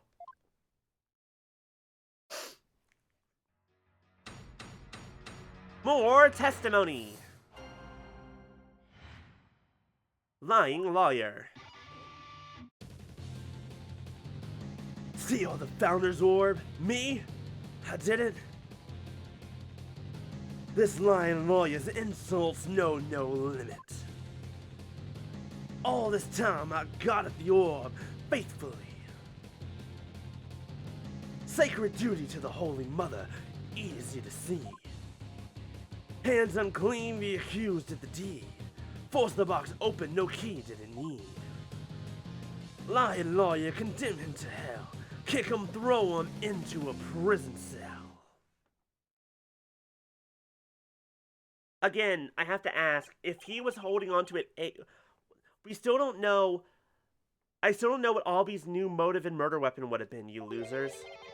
Either the treasure box was forced open by the accused, as the witness claims, or Mr. Understanding opened it, as the defense claims. Defense, this is your last chance to cross-examine the witness. Yes, your majesty. If you're unable to prove your assertions by the end of this cross-examination, And the DC Act will come into play, and both you and the accused will lose your lives. I understand. Phoenix is a terrible lawyer, simply because he's not bringing up what I'm thinking about. Mr. Wright, don't worry, Albie. I'm here to defend you. I promise it'll be alright. Thank you. I believe in you, Mr. Wright. I know you can win this for us. After we win, you can go see Miss Maya. Together. It's a deal. I can't let Albie down. I have to win this trial. Somehow, I have to prove that only Understanding could have stolen the treasure. Do your worst, lawyer trash. This is your requiem. The last song you ever hear on this mortal coil. Cross-examination. No, it's not. His name is Albie. His name is Albie, your guide. See? Albie. Albie, your guide. Gasp in pain. Patrol.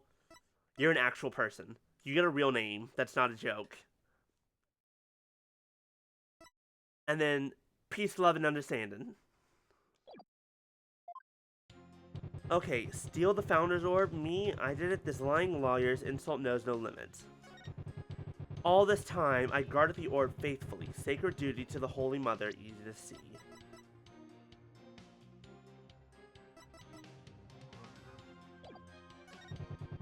Hands unclean, the accused did the deed. Forced the box open, no key did he need.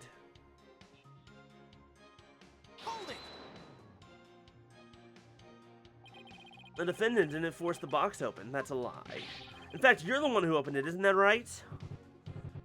Come on. You just saw for yourself, didn't ya? Our luck was busted on account of the box being forced open.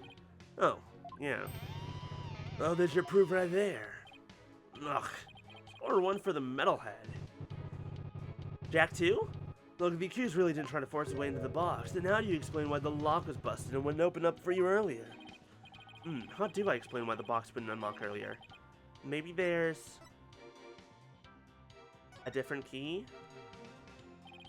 I'd like to suggest that a different key is required to open it. a different key. To open the box? As we saw earlier, the box wouldn't open with Mr. Understanding's key, which means that a different key, the true key, must exist. Are you kidding me? Of course not.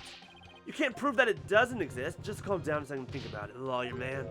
Why in the world would I bring a fake key here with me? Why? Well, because... I guess you got me there. Looks like that babbling brook you call a mouth has dried up at the source, Diffins.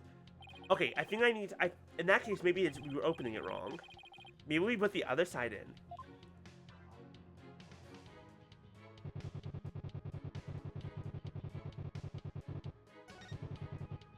Hold it!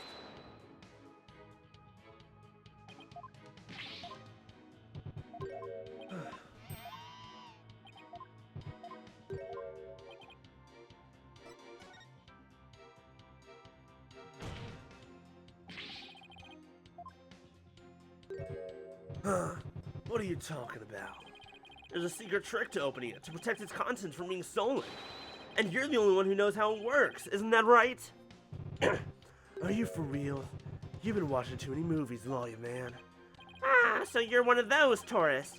Honestly, Mr. Wright, did you come expecting magic and mystery around every corner? I'll have you know, Diffins, the Kingdom of Crane is not some sort of fantasy funland. Ugh. It's true I don't have any real grounds to make that assertion. And yet... Oh yeah, I feel another song coming on. Wait.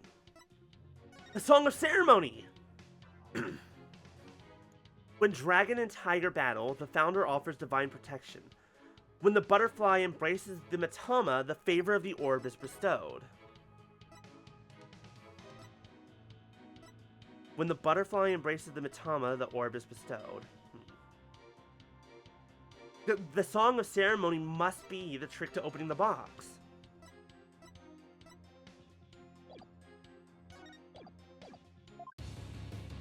The real method to open the lock, you say? Delusional man, there ain't no other way. Oh, new verse. Please do add it to your testimony, Mr. Understanding. Objection!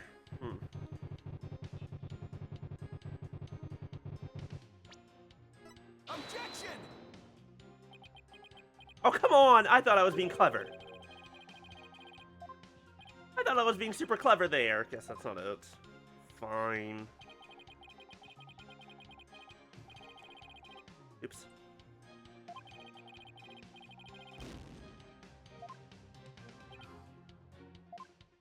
Hold it! Delusional, am I? We'll see about that. Wild ideas, that's called delusion. Mixed up lawyer, drowning and confusing. Indeed, the defense of sinful wrongdoing has made him lose touch with reality. Let's hear it. What'll it be? For the sinner's fly fancy. Nothing, because I'm not the delusional one. I just know there's gotta be some secret trick to opening the treasure box. Oh, really?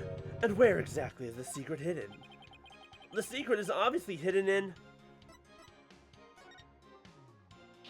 the treasure box.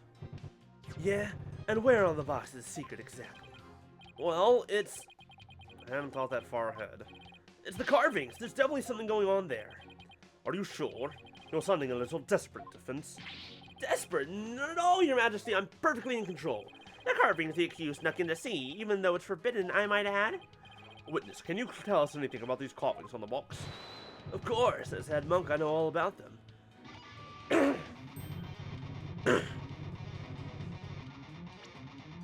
He's a Kurlanese butterfly as they stole to the Twilight Realm.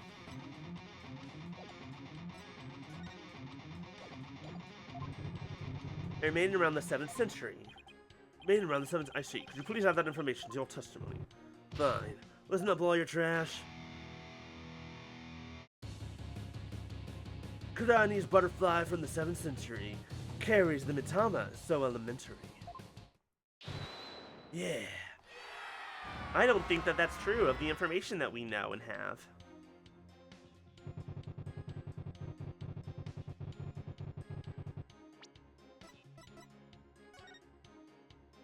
When the butterfly embraces the mitama, the favor of the orb is bestowed. Unfortunately, it won't let me actually get a good look at it. Because this game is doing the same thing Dual Destinies did and said, you want to examine things in a 3-dimensional space? No. Fuck you. I'm like, God damn it. Objection!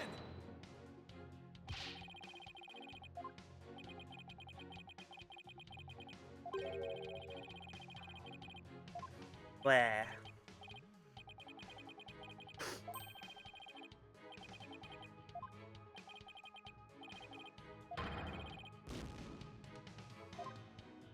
This is one of the most difficult first cases of a game I think I've seen in any of these Ace Attorney games. Hold it! I believe the butterfly design conceals some sort of secret. Oh yeah? Why don't you check it out for yourself then? Huh? What's with the smug look on his face? I think I'll do just that, if I could. Nothing unusual here. Well, what have you discovered? I'm afraid I haven't discovered anything, Your Majesty. Here, I'll return it now. Told you, didn't I tell ya? Ugh. Some trick to the key! There's just no reasoning with this man. The accused forced the lock open. There's no other explanation. That's right. You desecrated the box by opening it without using this mitama key. Wait, what did he just say? I'll sing it as many times as I have to get it through your thick lawyer skull. Only the mitama key unlocks the treasure. Force it and reap the founder's displeasure. Yeah! For the forgetful defense's sake, could you please add that to your testimony? So you like this little number better, do ya? Let's see, should I have him swap it? Yes. believe the witness just made a very important statement. I'd like it switched into his testimony. Very well. Witness, if you would. Carve it into your brain, lawyer man. Only the Matama key unlocks the treasure. Force it and reap the founder's displeasure.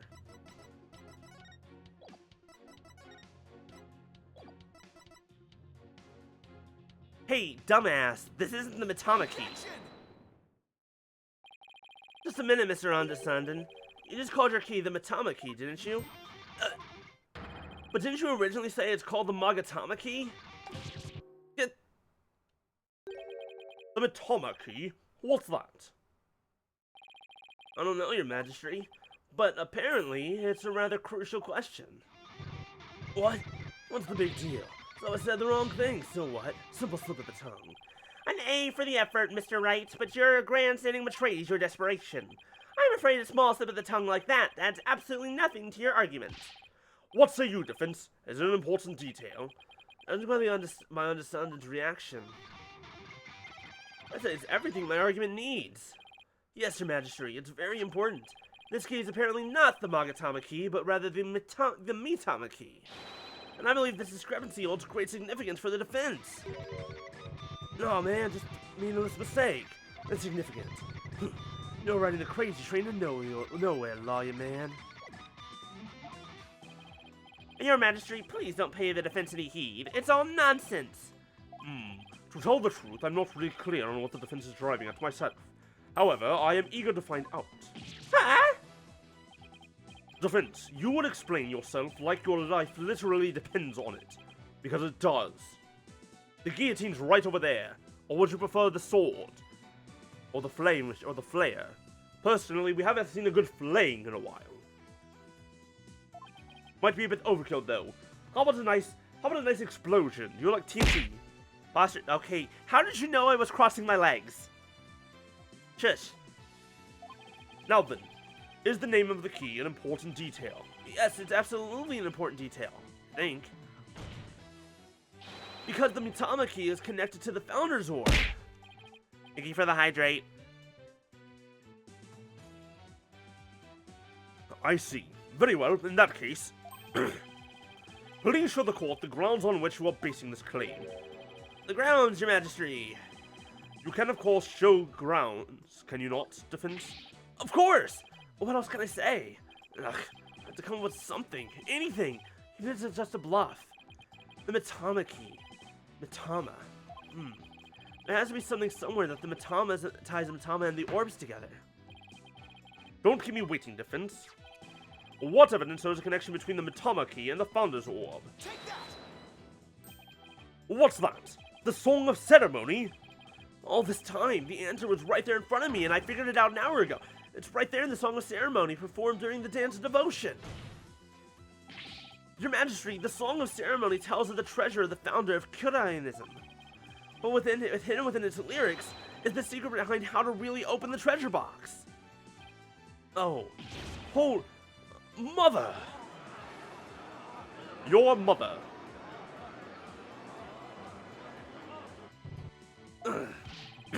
But how can that be, difference? The Song of Ceremony contains the following lyrics. When the butterfly embraces the Mitama, the favor of the orb is bestowed. I believe the Mitama here refers to the Mitama key. Well, yes, it is the same word, but that doesn't mean... We've been calling this key the Magatama key, and that's why I inserted the key into the lock with the Magatama design on it. But that was obviously not the right way to use it. And I suppose you know the right way? I do, Your Majesty. To use the key properly, you have to first... If we turn the Magatama shape upside down like this...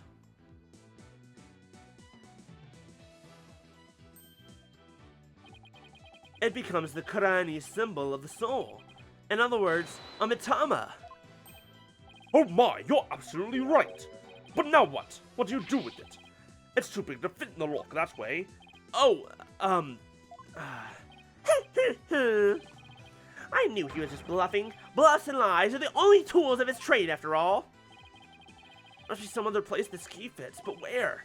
Let's see. What were the words of the song of ceremony again?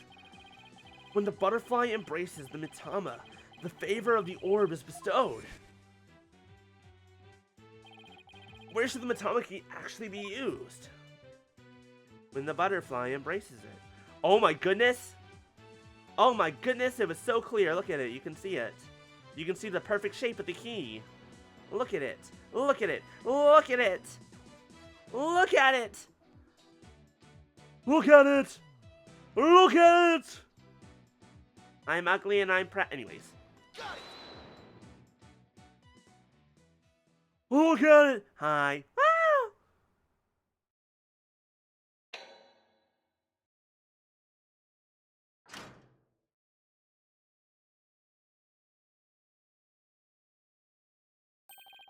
My goodness! The treasure box! It really opens! No way, man. What? No! What movie? And that, ladies and gentlemen, is the real secret behind the Song of Ceremony. It's the true key to opening the treasure box. When did I self-deprecate? Wait, I was quoting SpongeBob. I was 100% quoting SpongeBob.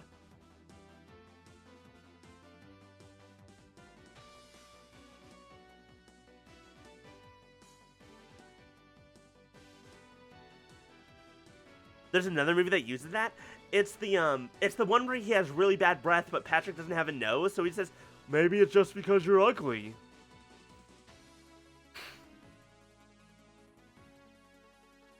and it's when he's like running him around, like showing him off to people. It's like, hi, I'm sorry that I'm very ugly, and it's just like, wait, shit. Does that count if I'm quoting? Does that count as breaking the word ban if I'm quoting something? I need a consensus on this. Did I fail immediately for quoting the goddamn episode? God damn it. I'm ugly and I'm proud. I have a concussion and I'm tired. Owie. It's all over, Mr. Payne. Back to the Outback? I don't know what that movie is. How so? Let's say someone was fooled into trying to force the front-facing lock open. Sadly for them, it won't budge. That's because the lock is, after all, just a decoy. Then what you're saying is... Maybe? What's the movie about?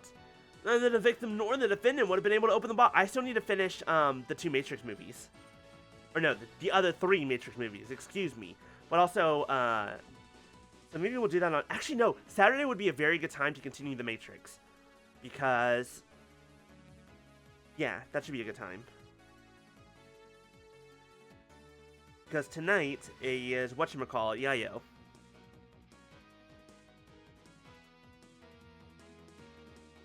An evil Steve Irwin has rare animals escape his zoo and he hunts them down.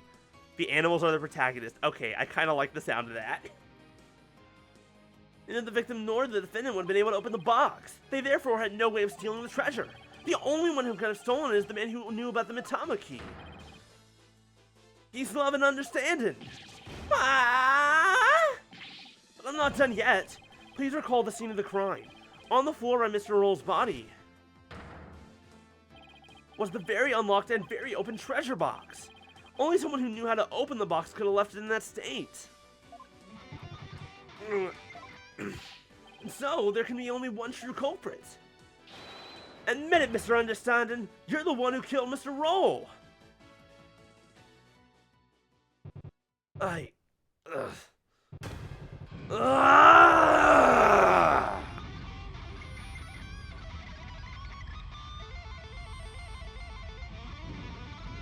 Oh, is he gonna be crushed by his own speakers?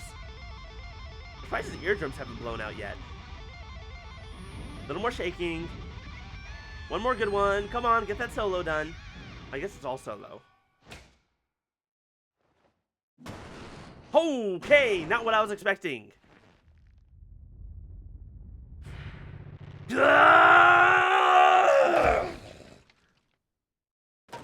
Owie. Nighty night. Cuckoo.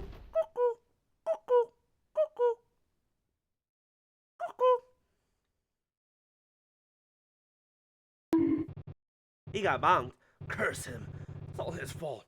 Why do you have to try and steal the treasure? I had to spot him with that box on my way to the storeroom after the morning dance. It's his fault I had to cause that blackout and clock him good.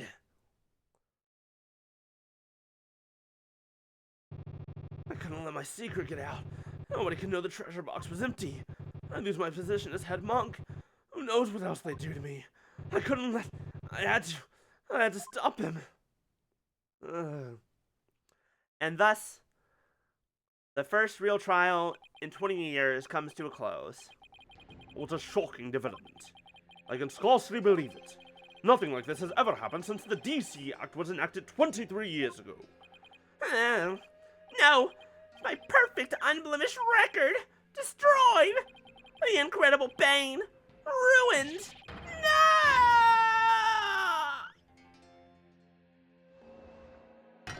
Oh wow, that's even more of a toupee than it used to be. Wow, my dude. Did the lawyer really win? I can't believe it. No way! This can't be happening.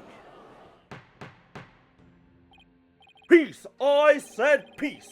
Honestly speaking, I'm just as shocked as everyone else. But the truth has been made known, so it's time for me to give my verdict. In the name of the Holy Mother, this court finds the accused, or be your guide,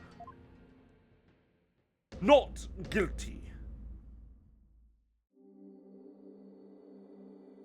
Hello?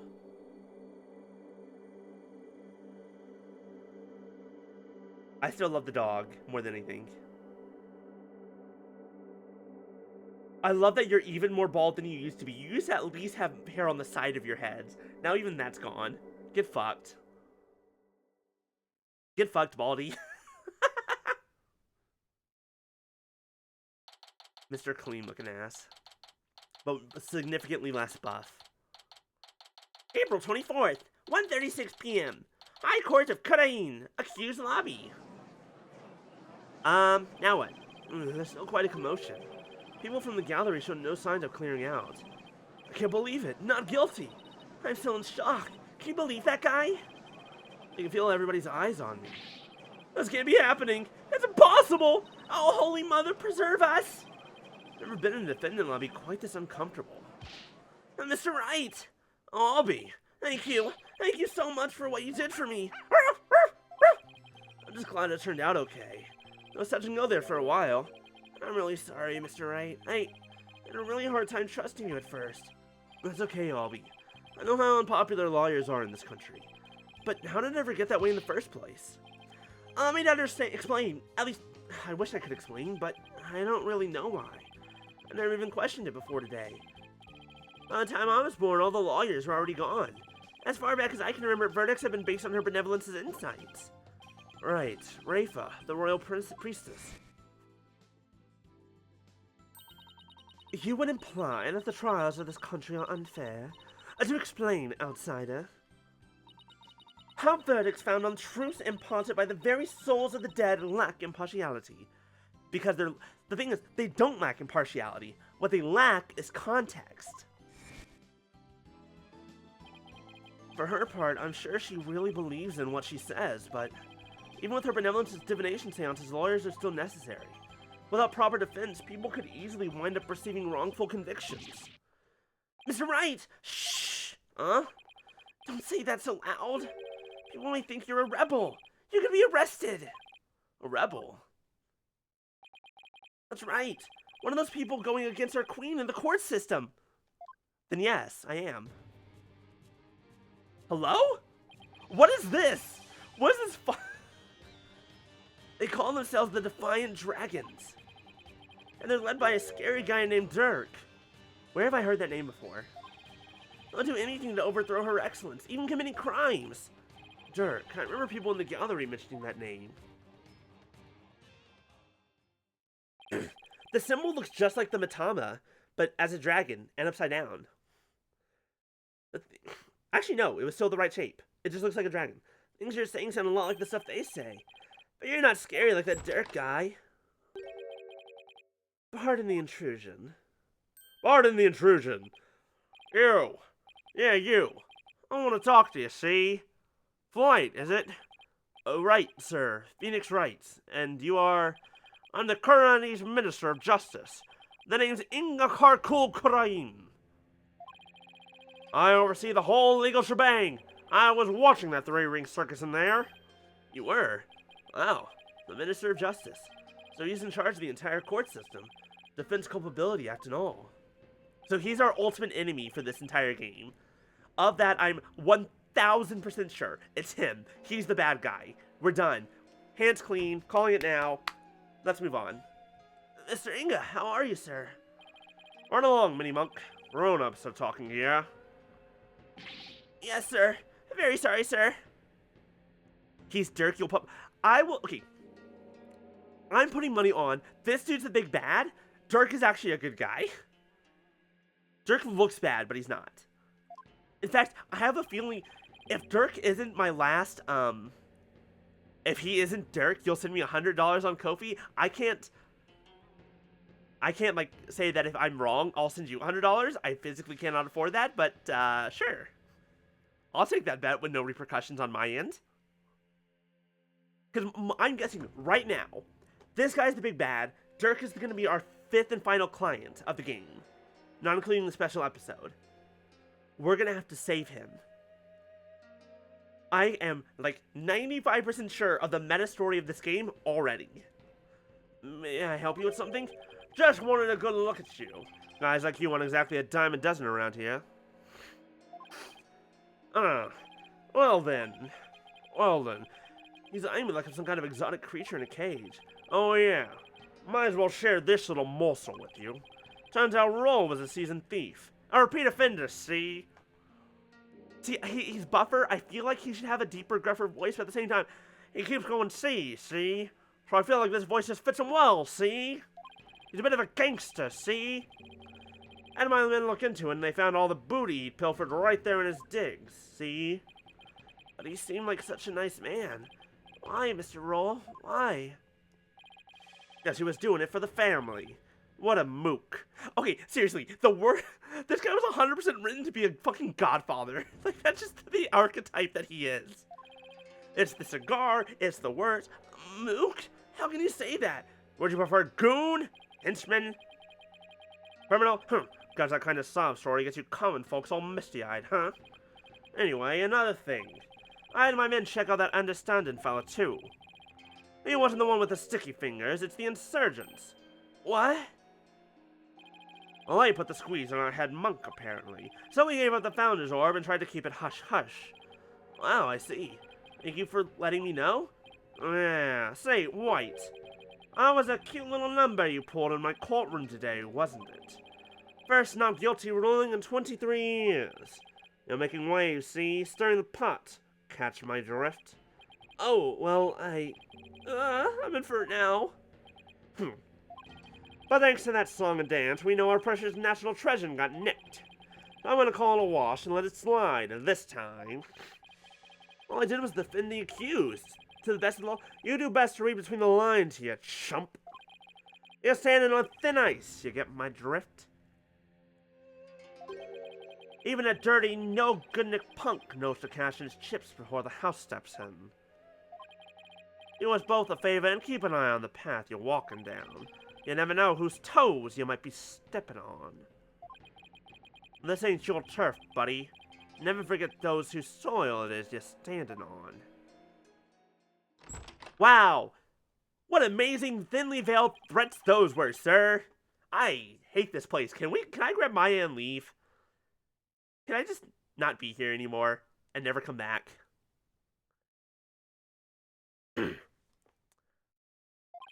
He was kind of scary, wasn't he? Yeah, well, no use worrying about it. We have more important things to think about. Such as when we can continue the when can we continue the sightseeing tour? Tour? Oh, anytime, sir. We still have plenty of time until Miss Maya's training ends. And there are still lots more temples to see, and all kinds of local food to see. I can show you the natural beauty of the area, and the waterfalls used for training. And I haven't shown you the breathtaking mountain view from the Plaza Devotion, and there's a place where they dangle you off and you really view the tire room and walking on bed nails. Alright. What was that about bed of nails? And then when we're done with all that, we can go see Miss Maya together. Yeah, you bet. Maya. I wonder how she's doing. Hope she's okay.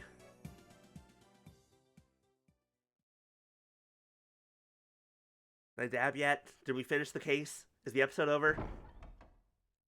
So, how about that not guilty, jerk? I heard.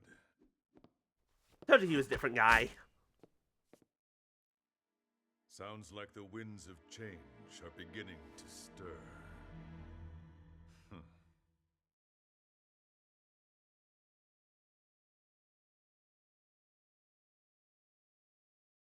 Dab, episode 1 complete. Dab, episode 1 complete. Dab, 5 more to go, including the special episode.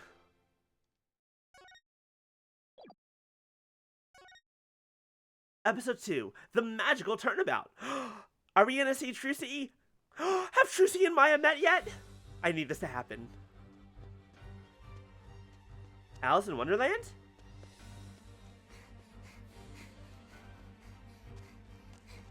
This is the 3rd game, yes. We're in Spirit of Justice. Behold my might! Is this Trucy's high school putting on a play of Alice in Wonderland? Thank you for the bonk. Huh.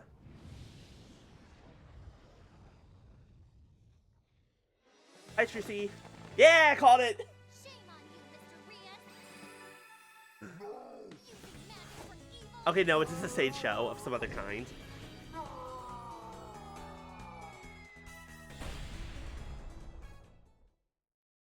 Well, that just kind of worked. April 27th, 10 a.m. Penrose Theater. Stage. And that's how the evil magician, Mr. Rias, was defeated. Roar! Roar! See you for Act 2, everybody. Brava! Brava, Trucy! Wow, Apollo, wasn't that a great trick? You bet. I've never seen such a great magic act. Did you know they even featured Trucy's show on TV this morning? Penrose Theater, a well-known gateway to success for entertainers. It's here at this famous theater that we'll finally get to see. Trucy writes, Trucy and Gramarye Land. Ah, I see. It is Alice in Wonderland. But, yeah, anyways. The long-awaited revival of the magic troupe Gramarye. Bye, bees. Thanks for hanging out. Enjoy your night. Wow, that explains why there's a TV crew here to cover the show. This is the perfect opportunity to promote the Write Anything agency, too. After all, people look up things they see on TV, right? But wouldn't they be looking up the talent part and not the law part of our agency? Mamma mia, you're right. We'd get nothing but requests from Trucy's fans, wouldn't we? Oh well, guess we'll have to make it the old-fashioned way. My name is Apollo Justice. Ooh woo!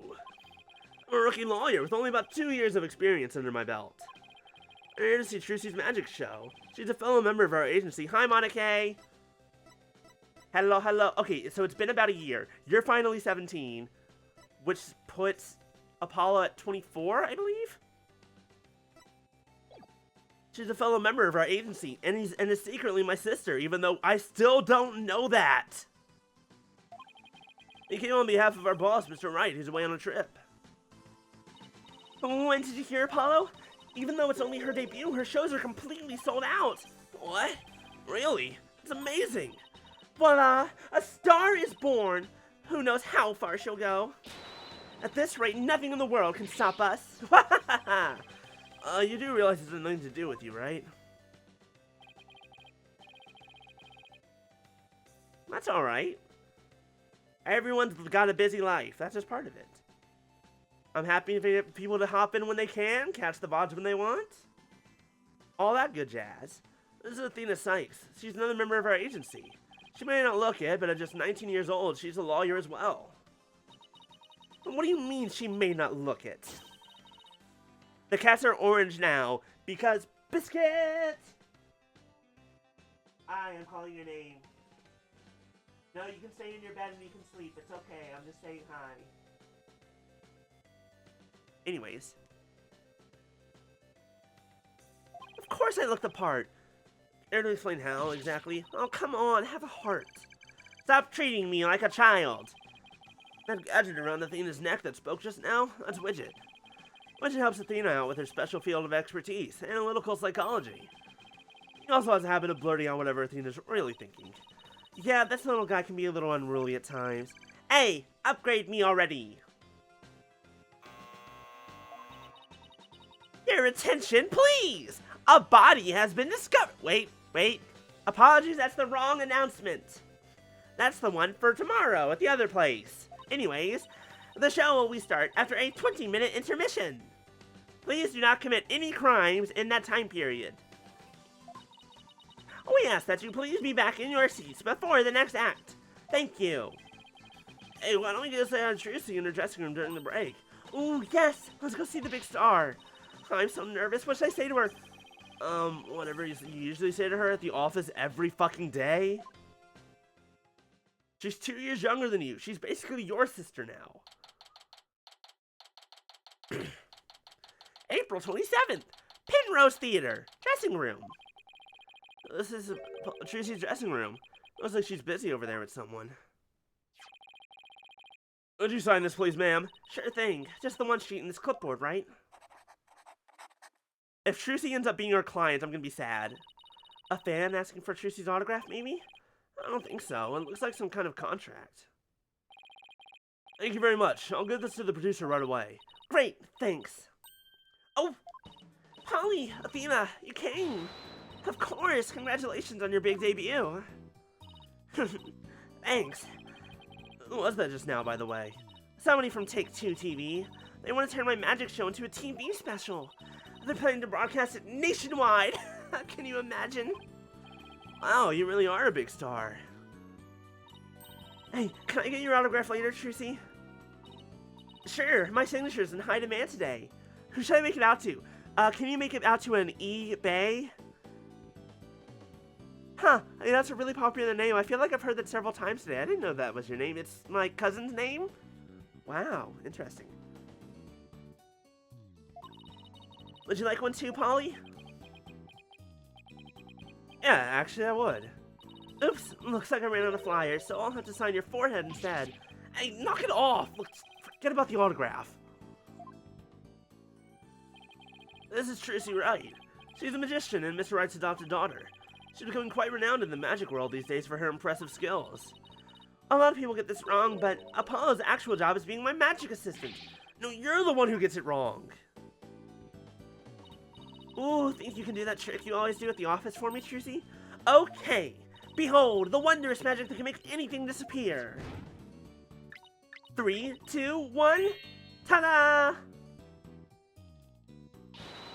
My magic panties are an extra-dimensional galaxy. Brava, Trucy, brava! Okay, but why do you always have to make my attorney's badge disappear? Well, that's because out of everyone at the Right Anything Agency, you're the one I get the best reaction out of. Because you're siblings. Why bloomers? Because it's funny. And also because it made a great... When they were first introduced, it made a wonderful... hey, my panties were stolen. Duh, I meant my magic panties. What did you think I meant? Moment. Back in the first Apollo Justice game. It doesn't make my poor badge feel any better. Thanks again for inviting us, Trucy. Thank you for coming. Your show sure packs a wallop. I nearly fell out of my seat when the dragon showed up. And when it attacked you, whew, I was terrified, even though I knew it was all just a part of the show. That's good, because the trick is the crowning glory of Act 1. I'm really glad you're enjoying the show. I heard your shows are completely sold out, Trucy. They say your fans were all over the tickets the instant they became available. Like hungry wolves going after their prey. Like you made a loyal pack of followers for yourself already, Trucy.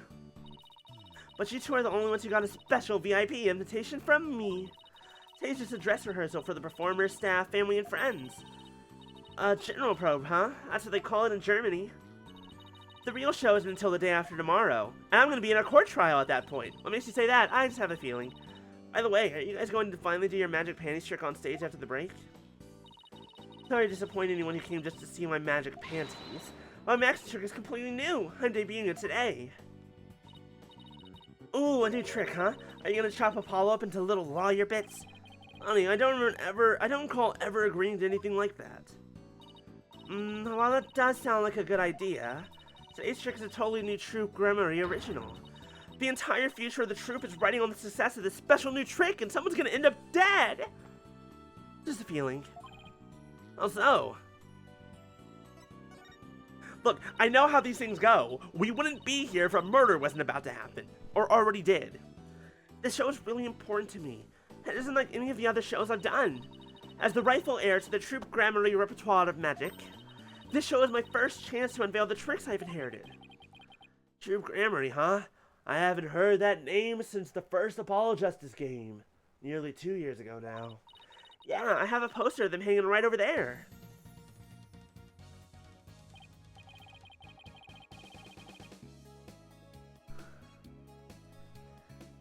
It feels like it's been ages since I've seen a picture. Okay, y'all retconned an extra person into this list. Y'all kinda retconned a dude in green for this group.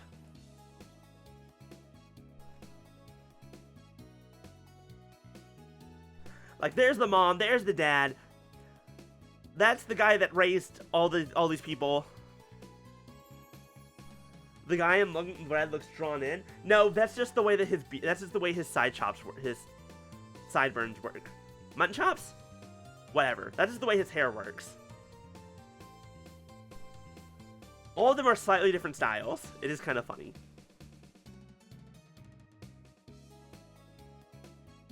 But no, yes, in the middle is Old Man Gramarye. On the right we have Mom.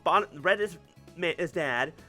Yellow is, well, you know, he was kind of a dick. And green is who the fuck are you? Where did you come from? How long have you been part of this? Where were you in the first game? That's just, I don't know how to explain it. I think it's just, I don't know.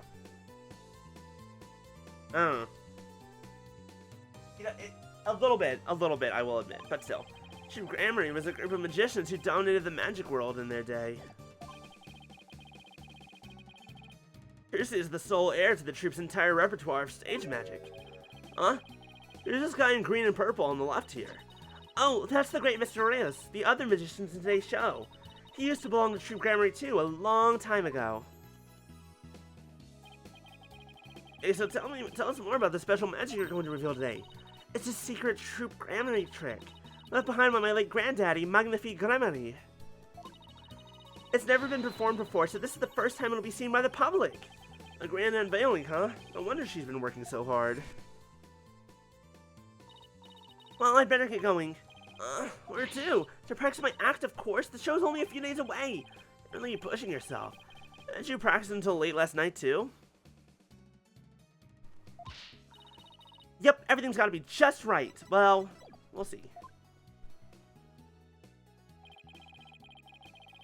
Percy inherited all of Troop Gramarye's magic tricks from her father when he died. Ooh, popcorn and Sour Patch Kids. My thing about Sour Patch Kids is they're not sour enough. Like, that's my problem with a lot of sour candy these days. It's not enough. Be more sour. Fuck you. And then it's like, oh, I had a Warhead one time. It was sour for like 5 seconds. And then it was gone. I'm like, well, god damn it. That being said, I've recently had this weird thing with my tongue there's a spot on my tongue that feels more sensitive than before. Like, I can't even handle spice. Like, I used to be really good at spicy stuff. Now, all of a sudden, just like within the past month or two, the Lofty Pursuits one, I'll have to look into it. It just feels like everything is so much stronger on like one part of my tongue. It's like, what the fuck? I need to get that looked at, but also I keep, no. And Trope's entire legacy is now resting on her shoulders. No wonder she's feeling the pressure. It looks like everything's going well today. Could be an infected taste bud? That sounds like... Normally when something in your body is infected, that's a really bad thing. How bad of a thing is that? Looks like everything's going well today, though. I mean, that last trick was perfect. Brace under pressure, that's me. Not a good thing at all. It's on par with tonsil sounds? That could explain a lot, actually. After all, a true entertainer always keeps a smile on their face. That's the Troop Gramarye Creed.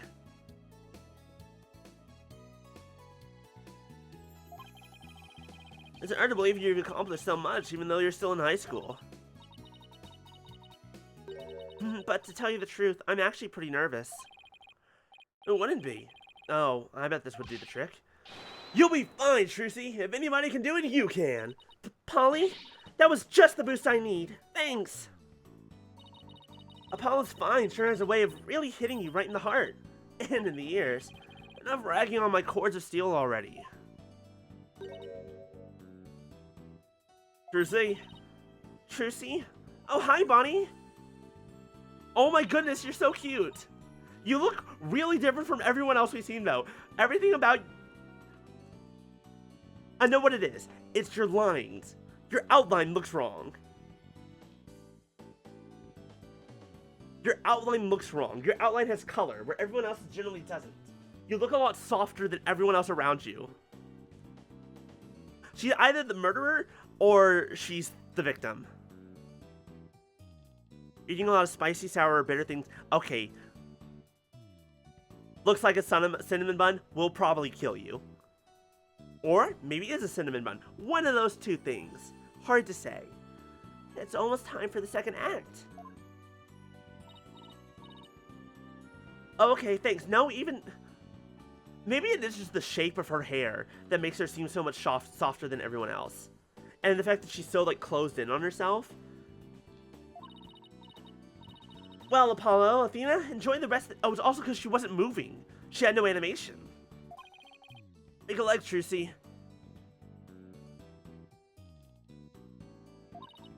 Thanks, I will. I hope our new trick goes well. And this is Trucy we're talking about. She'll be fine. Oh, I wouldn't be so sure. Huh? Oh, I wouldn't be so sure. Performing magic is like walking a tightrope. There's always an element of danger.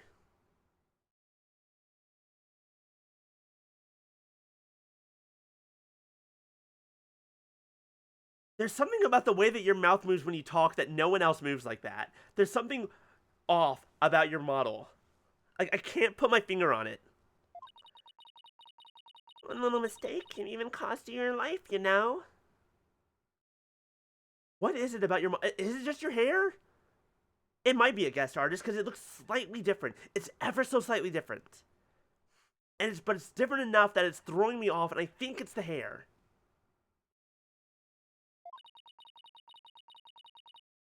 I wonder if she'll make it across today. And what do you mean by that exactly? Oh, nothing. Now if you excuse me. Yeah, now I don't trust her. She's gone. What was that all about? Judging by what she said, I'm going to guess she's probably a magician too. Come on, Apollo, we've got to get back to our seats now or we'll be late.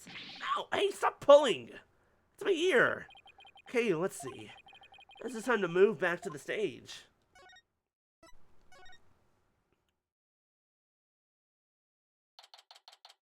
If Rios ends up dead, I'm gonna blame it on Bonnie. But they're gonna pin the crime on Trucy, and she's gonna be our client. But Phoenix isn't here, so we gotta do it. Hurry up, Apollo, it's about to start. I want to see what Trucy's next trick is. You're really wound up today, aren't you? Why don't you take your seat and try to relax? Whoa, look, there's a TV reporter over there. Oh, with the TV camera and everything. Oh yeah, baby. Athena, sit down. You're blocking people's view. Yeesh, I feel like I'm babysitting here. Who wants to bet that Rios' body is already in that coffin? He's already dead and he's in that coffin. Or at least that's where they're going to find it. Hello everyone, I'm reporting from the beautiful Penrose Theatre, where the public performance of Trucy in Gramarye Land begins in just 2 short days. But today, they very kindly agreed to give us a sneak preview. Isn't this exciting? Apollo, do you think I was on TV just now? There are 3 coffins? Fair enough. I'm thinking the coffin in the middle. How should I know? But if you were disgracing our entire agency, that's for sure. Hey, what the heck's that supposed to mean? Like the coffin, not the... Oh, here it comes. Now, give up your dastardly ways. Nice trick. Huh? Over here.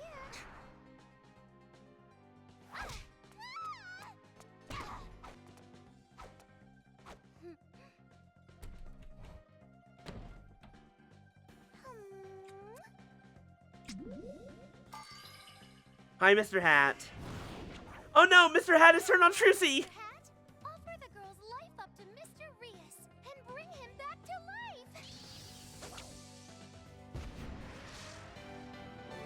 life. Oh shit, she swapped for Mr. Hat! Nice! Just when and how did she make the switch? You won't be reviving anyone today.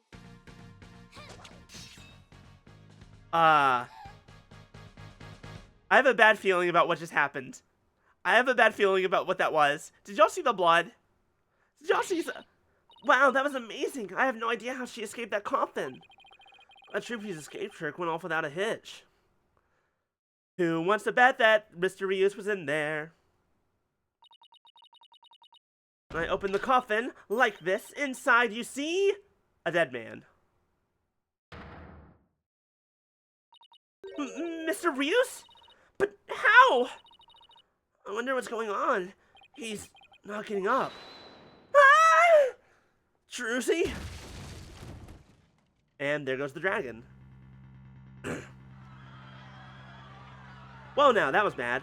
What just happened? Oh man, an accident? Is like that guy dead? Wait, that's not part of the act? Attention please! For your own safety, we ask everyone please evacuate the building in a calm and orderly... What's going on? Is Trucy okay? Outside, everyone, evacuate immediately, please! What? Hey, stop grabbing at me! Trucy! Uh-oh. This all feels really bad.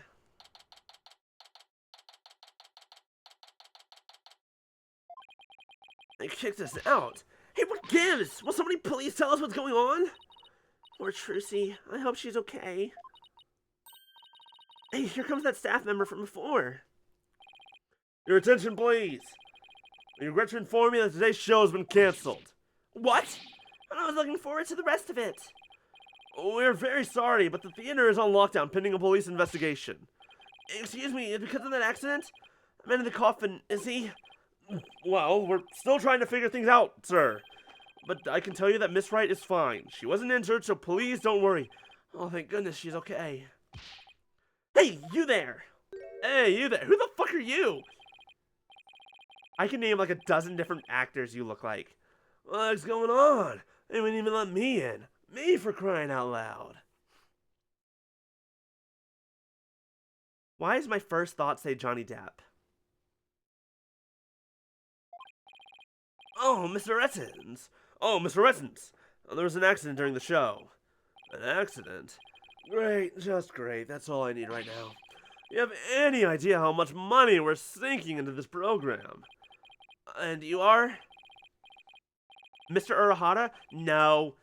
No, he looks way too refined to be Mr. Urahara. Mr. Urahara is a much nicer vibe. The beard, it is in fact the beard and the hair with the hat. And the glasses, all of it kind of says Depp to me. Man behind the scenes, that's who. This is a fine kettle of fish, let me tell ya. Spinning all this can be a real pain in my posterior, believe you me. Spinning? As in covering it up? Well, look, I gotta get inside. Seriously, can't a guy catch a break around here?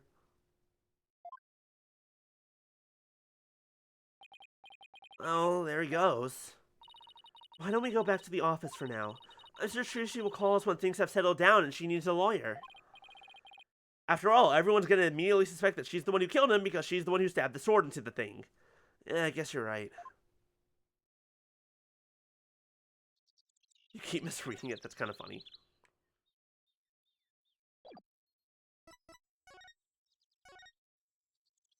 Oh boy. Oh boy, oh boy, oh boy. April 27th. See. Move. Ring, ring, ring, ring, ring. Banana phone. No use. I can't get a hold of Mr. Wright. I wonder if something happened to him in Kurain. I hope he's not, you know, trapped in a life or death court case that losing could mean the death of his friend himself. He won't ever get to see Maya, and also the natural treasure won't be found, and blah blah blah, and all this other stuff. And then he's getting threatened by someone. Man, that'd be weird, wouldn't it? I wonder something. Maybe he got caught up in some kind of trouble again, as always. Yeah, trouble's drawn to him like iron filings to a magnet. Hey Apollo, speaking of Karain, they're showing something about it on TV right now. There's been some surprising news coming out of the kingdom of Karain. The country recently saw defense attorney Phoenix Wright win a not guilty verdict, the first verdict of its kind in 23 years. Mr. Wright won a trial in Karain? All lawyers are said to be highly disrespected in the kingdom of Karain, so Mr. Wright's win was an upset victory amidst entrenched hostility. Wow, did you hear that? The first time in 23 years. Yeah, but what was he doing in court there in the first place? I thought he just went for a visit. So he was in some kind of trouble, just like we thought. Next, an update on the unfortunate accident that occurred at the Primrose Theater. Hey, now they're talking about the accident at Trucy Show. Vain magician, the great Mr. Rios, was skewered with a sword and died on the spot. No! No, so he really is dead. We didn't even have a chance to meet him. And now, here's the footage of that deadly moment. What? Uh-oh. Shit. Ah, hell. First of all, why are we showing this on the news?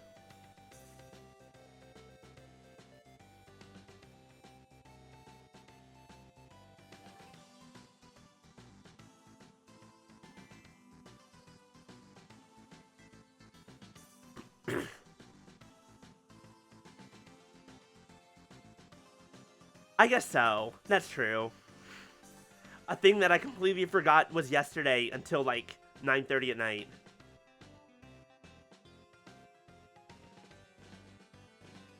Here's the thing. They're gonna blame her, and she's gonna be like, of course not. And I'm gonna be like, why the fuck would she do it?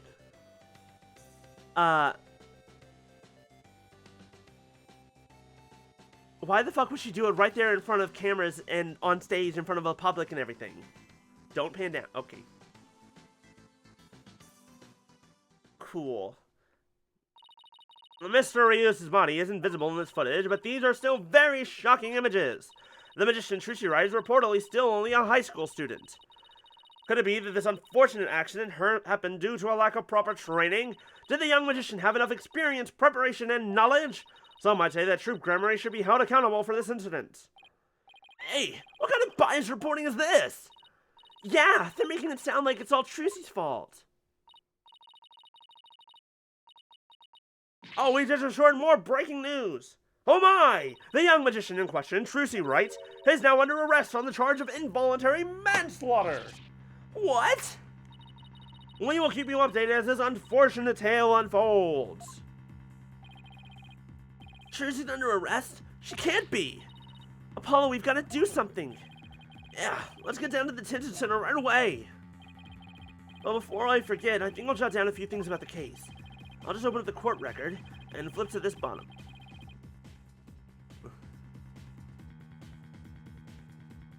I mean, it's still not great.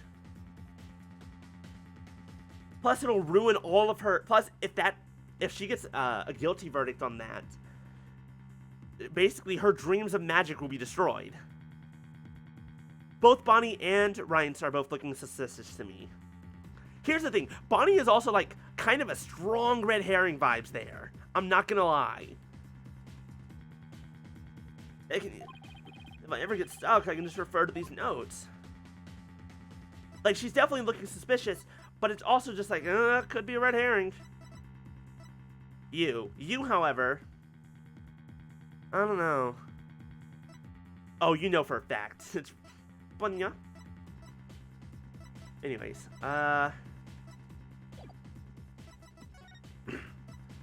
to the detention center. Hi, Trucy. It's good to see you and... Well, it's good to see you.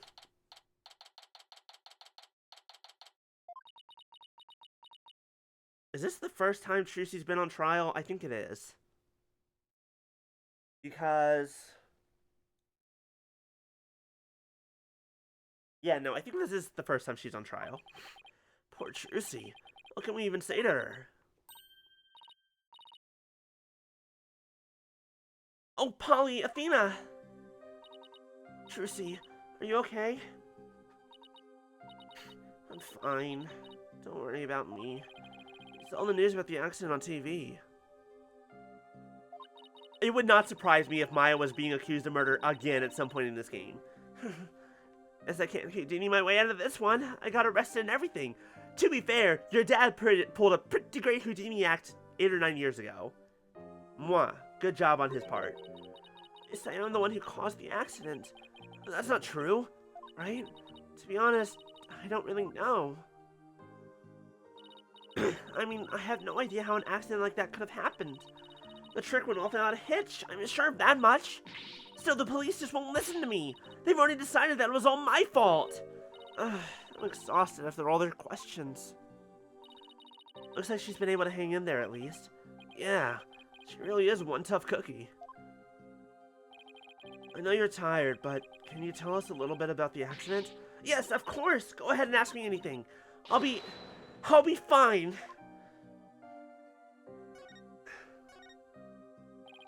For starters, can you help us understand what happened? In today's show, there was a dead body in the coffin. How did that happen? Was there some kind of accident? I don't really know. The coffin was supposed to be empty when I opened it, but instead, Mr. Rios' body was in there. That must have been a huge shock for you. And when the dragon set piece fell down at the end, was that an accident too? It must have been. I have no idea why or how that happened either. Hi, Biscuit. Biscuit in my lap. Biscuit in my lap. He decided to wake up. Hi, buddy.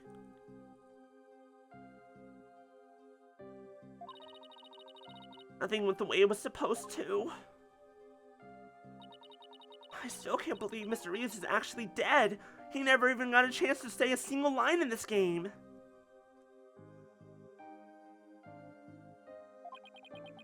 As tough as she is, this is obviously taking a toll on her. But how did Mr. Rios' body get into that coffin in the first place? Trucy, we need you to tell us the secret of the trick. You know what they say, a magician never reveals her secrets. See, here's the thing. If y'all watched me play Genshin, when we did, Fontaine, a very similar thing kind of happened in that game, too. When we did the Ace Attorney moment in that game. At the beginning of Fontaine. I guess they really did base it directly off of this. That's kind of funny. But I guess I should make an exception this time. But if you ever tell anybody, I'll make you my guinea pig for every single new magic trick from now on. Don't worry, I'm a lawyer. Remember, client confidentiality is part of the job. Let's call this trick Trucy's Great Escape. How did you get out of the coffin? Alright, here goes. I'll reveal the trick just for you two. You go down underneath. Her area is housed for an exclusive explanation of my magical girl, Trucy Wright. I knew it. Oh, it's always a passage underground. It's always a trapdoor. It's never anything else. It's always go down below. And then come up somewhere else. It's that easy. There's a secret trapdoor in the stage that leads down to an understage passage. A trapdoor? Someone just slipped down into the understage passage. Remember when Mr. Hat was on stage holding a sword next to the coffin? Well, by then, I had already escaped from the coffin and was waiting under stage. And while I was down there, I did several things to get ready for the next part. What technique? Okay, so what happened next? Mr. Hat was quickly raised up to the catwalk by wire. There's a cushion up there that acts as a shock absorber when Mr. Hat hits it. Meanwhile, I popped it back up onto the stage through a different trapdoor. Got it. Very simple. And voila! The switch is complete.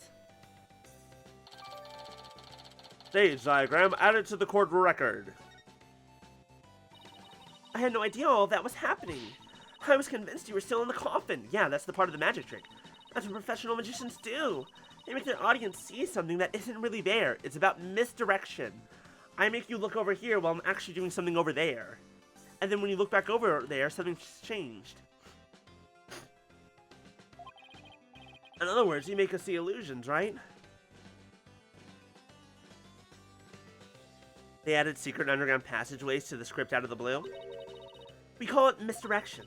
While we keep you busy believing one thing, we're busy making something else happen. What we say is there really isn't, and what we say isn't there actually is. I get it, and it's kind of like a magical bluff. But there's no escaping the fact that the victim's body was actually in the coffin. It wasn't empty like it was supposed to be. Yeah, that's the part I don't understand. The last thing in the world I expected to see in there was Mr. Ryu's.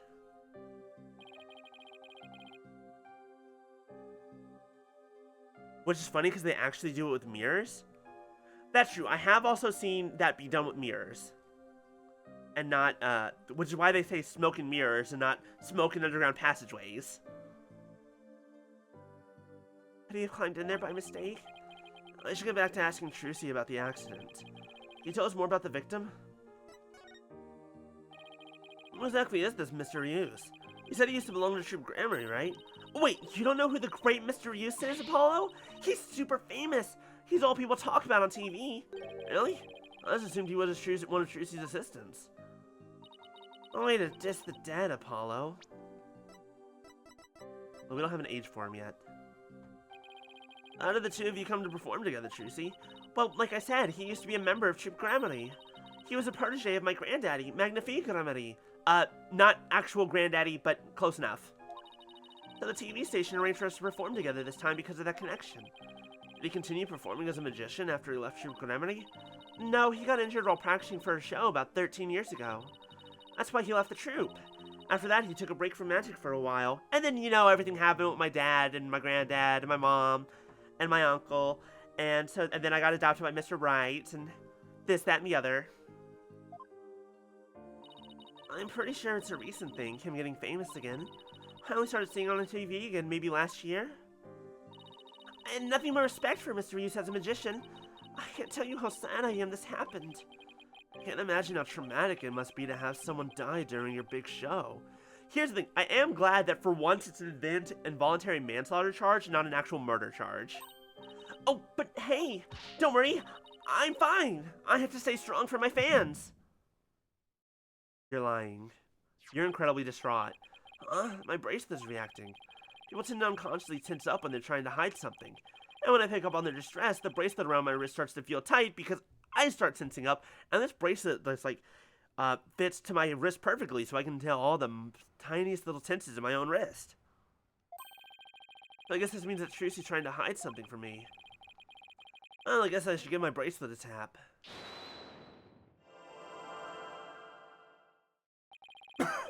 I can see things others can't. The size, twitch, gesture, and change in expression. Yes, I can see it all when I'm concentrating intensely like this. Everyone says I look like a creep because my eyes get super bloodshot. That's why I really need to, like, wear sunglasses everywhere so people can't tell what I'm looking at. I wear sunglasses so I can so that people can't tell what I'm looking at. Looks at someone's boobs, anyways. And when people are feeling nervous, they sometimes reveal a certain habit or tell. I'll just shift my viewpoint around until I find Trilogy's tell. Okay, I think I found her telltale tale. Her telltale tale. I do love the telltale tales that telltale told. Damn it. The telltale tales that telltale tales told were quite fun to play through. I do love those comic book video games that Telltale did tell. I'm sorry if this is confusing or hurting anybody, because it's also hurting me. I don't listen carefully to every word and see what she gets shifty-eyed over. I don't perceive whatever she seems nervous about to get to the bottom of things. I know it's the words "I'm fine." It's pretty obvious. Gotcha! Like, you didn't need to be a genius to know that she was lying about that. Come on, Trilogy. You should know by now that you can't hide anything from me. Don't tell me that your bracelet reacted. Yep. And here I thought my smile was going to do the trick. Looks like I broke the first rule of being a magician. A true entertainer always keeps a smile on their face, right? I remember hearing you say that before. That's right. It's a Gramarye motto that my daddy used to say before he passed away. My first daddy, not my second daddy. I'll never forget it. It's one of the few precious memories I have of him. You can't keep everything inside, Trucy. You'll burst. Trust me, I know. I'm a trans woman. I've been bottle checking shit up 1,000 times. Not great. Why don't you tell me what's bothering you? I can't. If I did, you wouldn't believe in me anymore. It's not true. As an entertainer, you believe I'm in always keeping a smile on your face. And as a lawyer, I have a belief that's important to me as well. Take that! Your attorney's badge? I swore on this badge that I would always believe in my client to the bitter end. Biscuit, why are you chewing on my fingers? You're still teething. You're not even 6 months old, so I know that you're still teething for a while. As long as you're not biting hard, it's fine. That's the cornerstone of being a good lawyer. Mr. Wright taught me that much. So no matter what you tell me, I'm going to keep on believing in you, Trucy. Fingers tasty? I don't know why that's true. Okay, here's something that I've learned about Biscuit. Is he likes chewing on my fingers. He's probably trying to groom me. That's very likely. He does that with my hair sometimes. Yeah, he likes biting my fingers, but he also likes biting my toes, which A, is much grosser, and B, hurts a lot more. It's a lot more sensitive to his bites. Biscuit, that's a bit hard. Not that hard. Well, ask that you have faith in me, too. Alright. Thanks, Polly.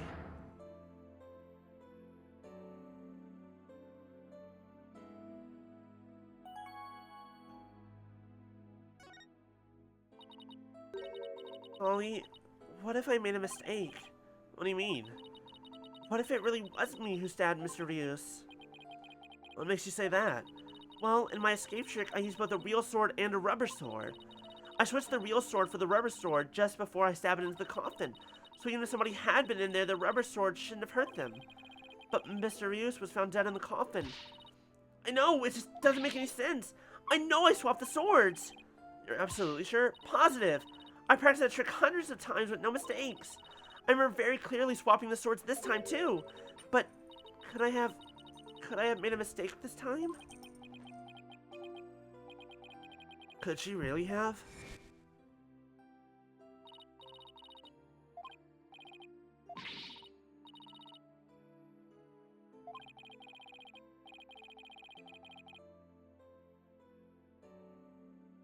Biscuit, I will get you food in just a moment. Because remember, you can't eat after midnight tonight. Not that you know that.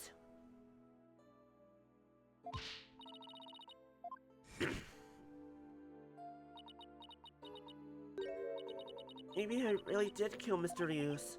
Trucy, the worst possible mistake I could make. Such a horrific accident, right in the middle of my show, and yet, all I can think about is, now that this has happened, Troupe Gramarye will get its performance rights pulled. There'll never be another show. Everything my family worked so hard for will be gone forever. And poor Mr. Rios had his whole life and a great career ahead of him.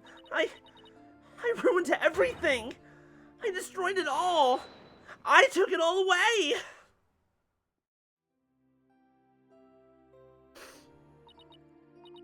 Ollie, I'm ready to pay for what I did. Trucy, I don't think you did anything wrong. You don't? I've had one question going through my mind this whole time. Was this accident really your fault? What do you mean? I don't have any proof or anything. It's just, I don't think you'd ever make a mistake like that. Apollo, I saw how hard you worked on your trick, staying up late every night to practice. And I know you. You always get everything picture perfect. Nobody's perfect all of the time. Still, I think something else called Mr. Rios' death, and not any mistake of yours.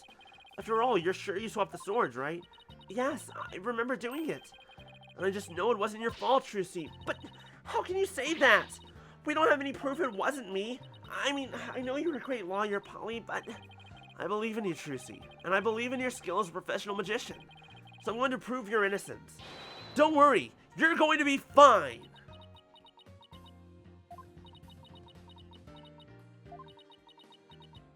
Come on, sis. Give me that smile. Oh. Oh, Trucy. Someone give this girl hugs. Thank you, Apollo. Thank you for believing in me. I'm going to believe in you too. Good. I'm sorry. I need a tissue. Never seen Trucy cry like this before. I'm so not good at fake crying, but maybe one day. She always seems so strong. But maybe sometimes she's just putting on a brave face. She's still just a kid after all.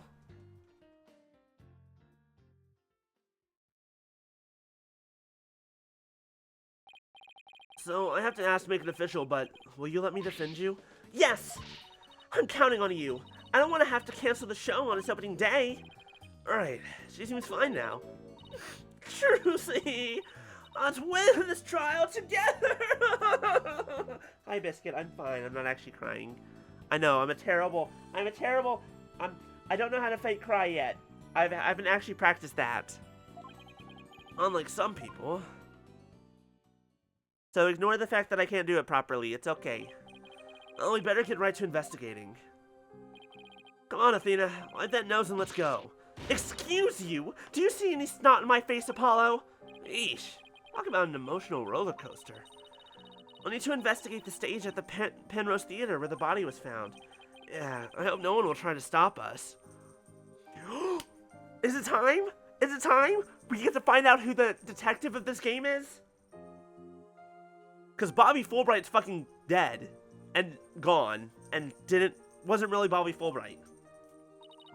If you're going to the Penrose Theater, please, Detective Gumshoe, please come back to us. I'm counting on you, Gumshoe, please return to us. If you're going to the Penrose Theater, can I ask you a favor? Of course, what is it? I left a very special notebook behind my dressing room. Sure. We can pick it up for you. That notebook is really, really important to me. Of course, the other option is Emma. It could also be Emma Sky. I don't know what I'd do if anybody read it. Wow, I wonder what's in it. The notebook is in my blue handbag on the table. It's big and black. You can't miss it. Thanks in advance. And with that, I've got to go. It seems they've got more questions for me. Don't talk to them without a lawyer present. Clearly, it's not a thing here. Alright, see you later, Trucy. So should we investigate the stage first, or go get the notebook? Okay, we're gonna move to the stage. And we might call it a few minutes. I don't know yet. It's less than 10 minutes early. Maybe we'll call it in just a moment. Once we get to the examination part. Okay, let's get down to business. Hey, what do you think you're doing? We're the attorneys for the defendant in this case. Is it alright if we examine the scene? Of course it's not alright. I don't care if you're the defense or the president. No unauthorized investigations. Oh, come on. I want to kill you to let's take a little look around. I said no. Now get out of here. Scram. I guess we'll just have to try and get permission from the lead detective. Curse you. Fine. We'll go to the dressing room.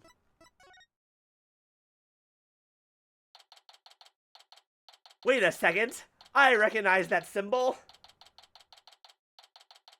Clavier Gavin. Of course he would. It actually makes sense that he would send flowers for Trucy. The dressing room looks just the way it did before the incident. These items look kind of lonely without their owners. We have to find Trucy's notebook for her. Let's see. She said it would be her blue handbag on the table, right? Let's just see what else we can check out while we're here. Yeah, I definitely want to see what this one is. Huh? Aren't these nine-tailed flowers? Nine-tailed flowers? Yeah, I had a feeling that those were from, I can't remember her name. The demon, the girl with the calling me the demon lawyer a bunch. You know, those flowers that only grow in Ninetail's Vale? Oh my goodness, you're right. There's a card here, and a letter to go with it. The card says, "Good luck, Trucy," from Damien and Jinxie Tinma. Jinxie! Jinxie! Yes, right. Mayor Tinma and Jinxie, huh? What does the letter say? Let's see. Oh! There's a message for you in here, too. Please tell Mr. Demon Lawyer I said thank you for everything. Thanks to him, I overcame my fears, and now I'm not afraid of the yokai anymore. And guess what? I've even become friends with yokai like Isenmomen and Konaki Jiji. No matter what happens, I guess she'll never grow out of her demon obsession. Oh, these are from Prosecutor Gavin. Moses, huh? I like him. Pretentious. They might be pretentious, but you know what? He makes it work. Apollo, I've noticed this for a while now, but you get awfully prickly when it comes to Prosecutor Gavin. What? No, I don't. Shut up. You think so? I mean, don't hate him just because he's beautiful. That's not it at all. It's because he won't return my calls. He ghosted me on a date once, and I've never forgiven him for it. Hey, these flowers. They're from L'amour. Mom? Oh, that's right. Mom's still... I keep forgetting that Mom's still alive. She's not dead. Tracy and Apollo's mom? Still alive. Still out there. Still hasn't told them the truth. L'amour. L'amour? Where have I heard that name before? She's a famous singer. They call her the Siren of the Ballad, and she's pretty popular. Why would a famous singer be sending Tracy flowers? Oh, we met her through a case I headed up once. Wow, your circle of acquaintances is bigger than I thought. And she's your mother! And Trucy's mother! But she still, clearly it's been 2 years, and she hasn't fucking said anything, and that pisses me off. God damn it! I'm so pissed off at her. She's not telling them. Oh, I don't know why, but her songs really touch me for some reason. I hope she's doing well. God damn it. Okay. We're gonna go ahead and press this button, and then we're gonna call it here. And here's that handbag Tracy was talking about, because it's right about time, and I'm hungry. So. Will they find out the truth by minutes? Probably not. Probably not. I doubt it. But thank you all so much for joining me today. I hope you enjoyed some more Ace Attorney. Thank you all for the bits and the subs. I appreciate it. I love y'all very much. I really do. Like, it means so much to me. So, have you guys here hanging out and all that good stuff. It's great. Yayo Talk Show streaming in like an hour. So go watch them when that's time. But until then, y'all have a great night. Make sure to get some water. I need to get some more water myself. And some food. Food is good. Especially water, though. I really need some water. Am I forgetting anything? Oh, Saturday, is going to be back to an early time, like middle of the day, rather than later in the day. Because of reasons. We'll see about Sunday. But it'll very likely we'll continue Ace Attorney on Saturday. Because I still haven't done my Digimon homework, and I do apologize. I've been distracted with other things. We'll get to that Digimon homework eventually. But until then, y'all have a great night. I'll see you later. Yeah, that's it. Bye!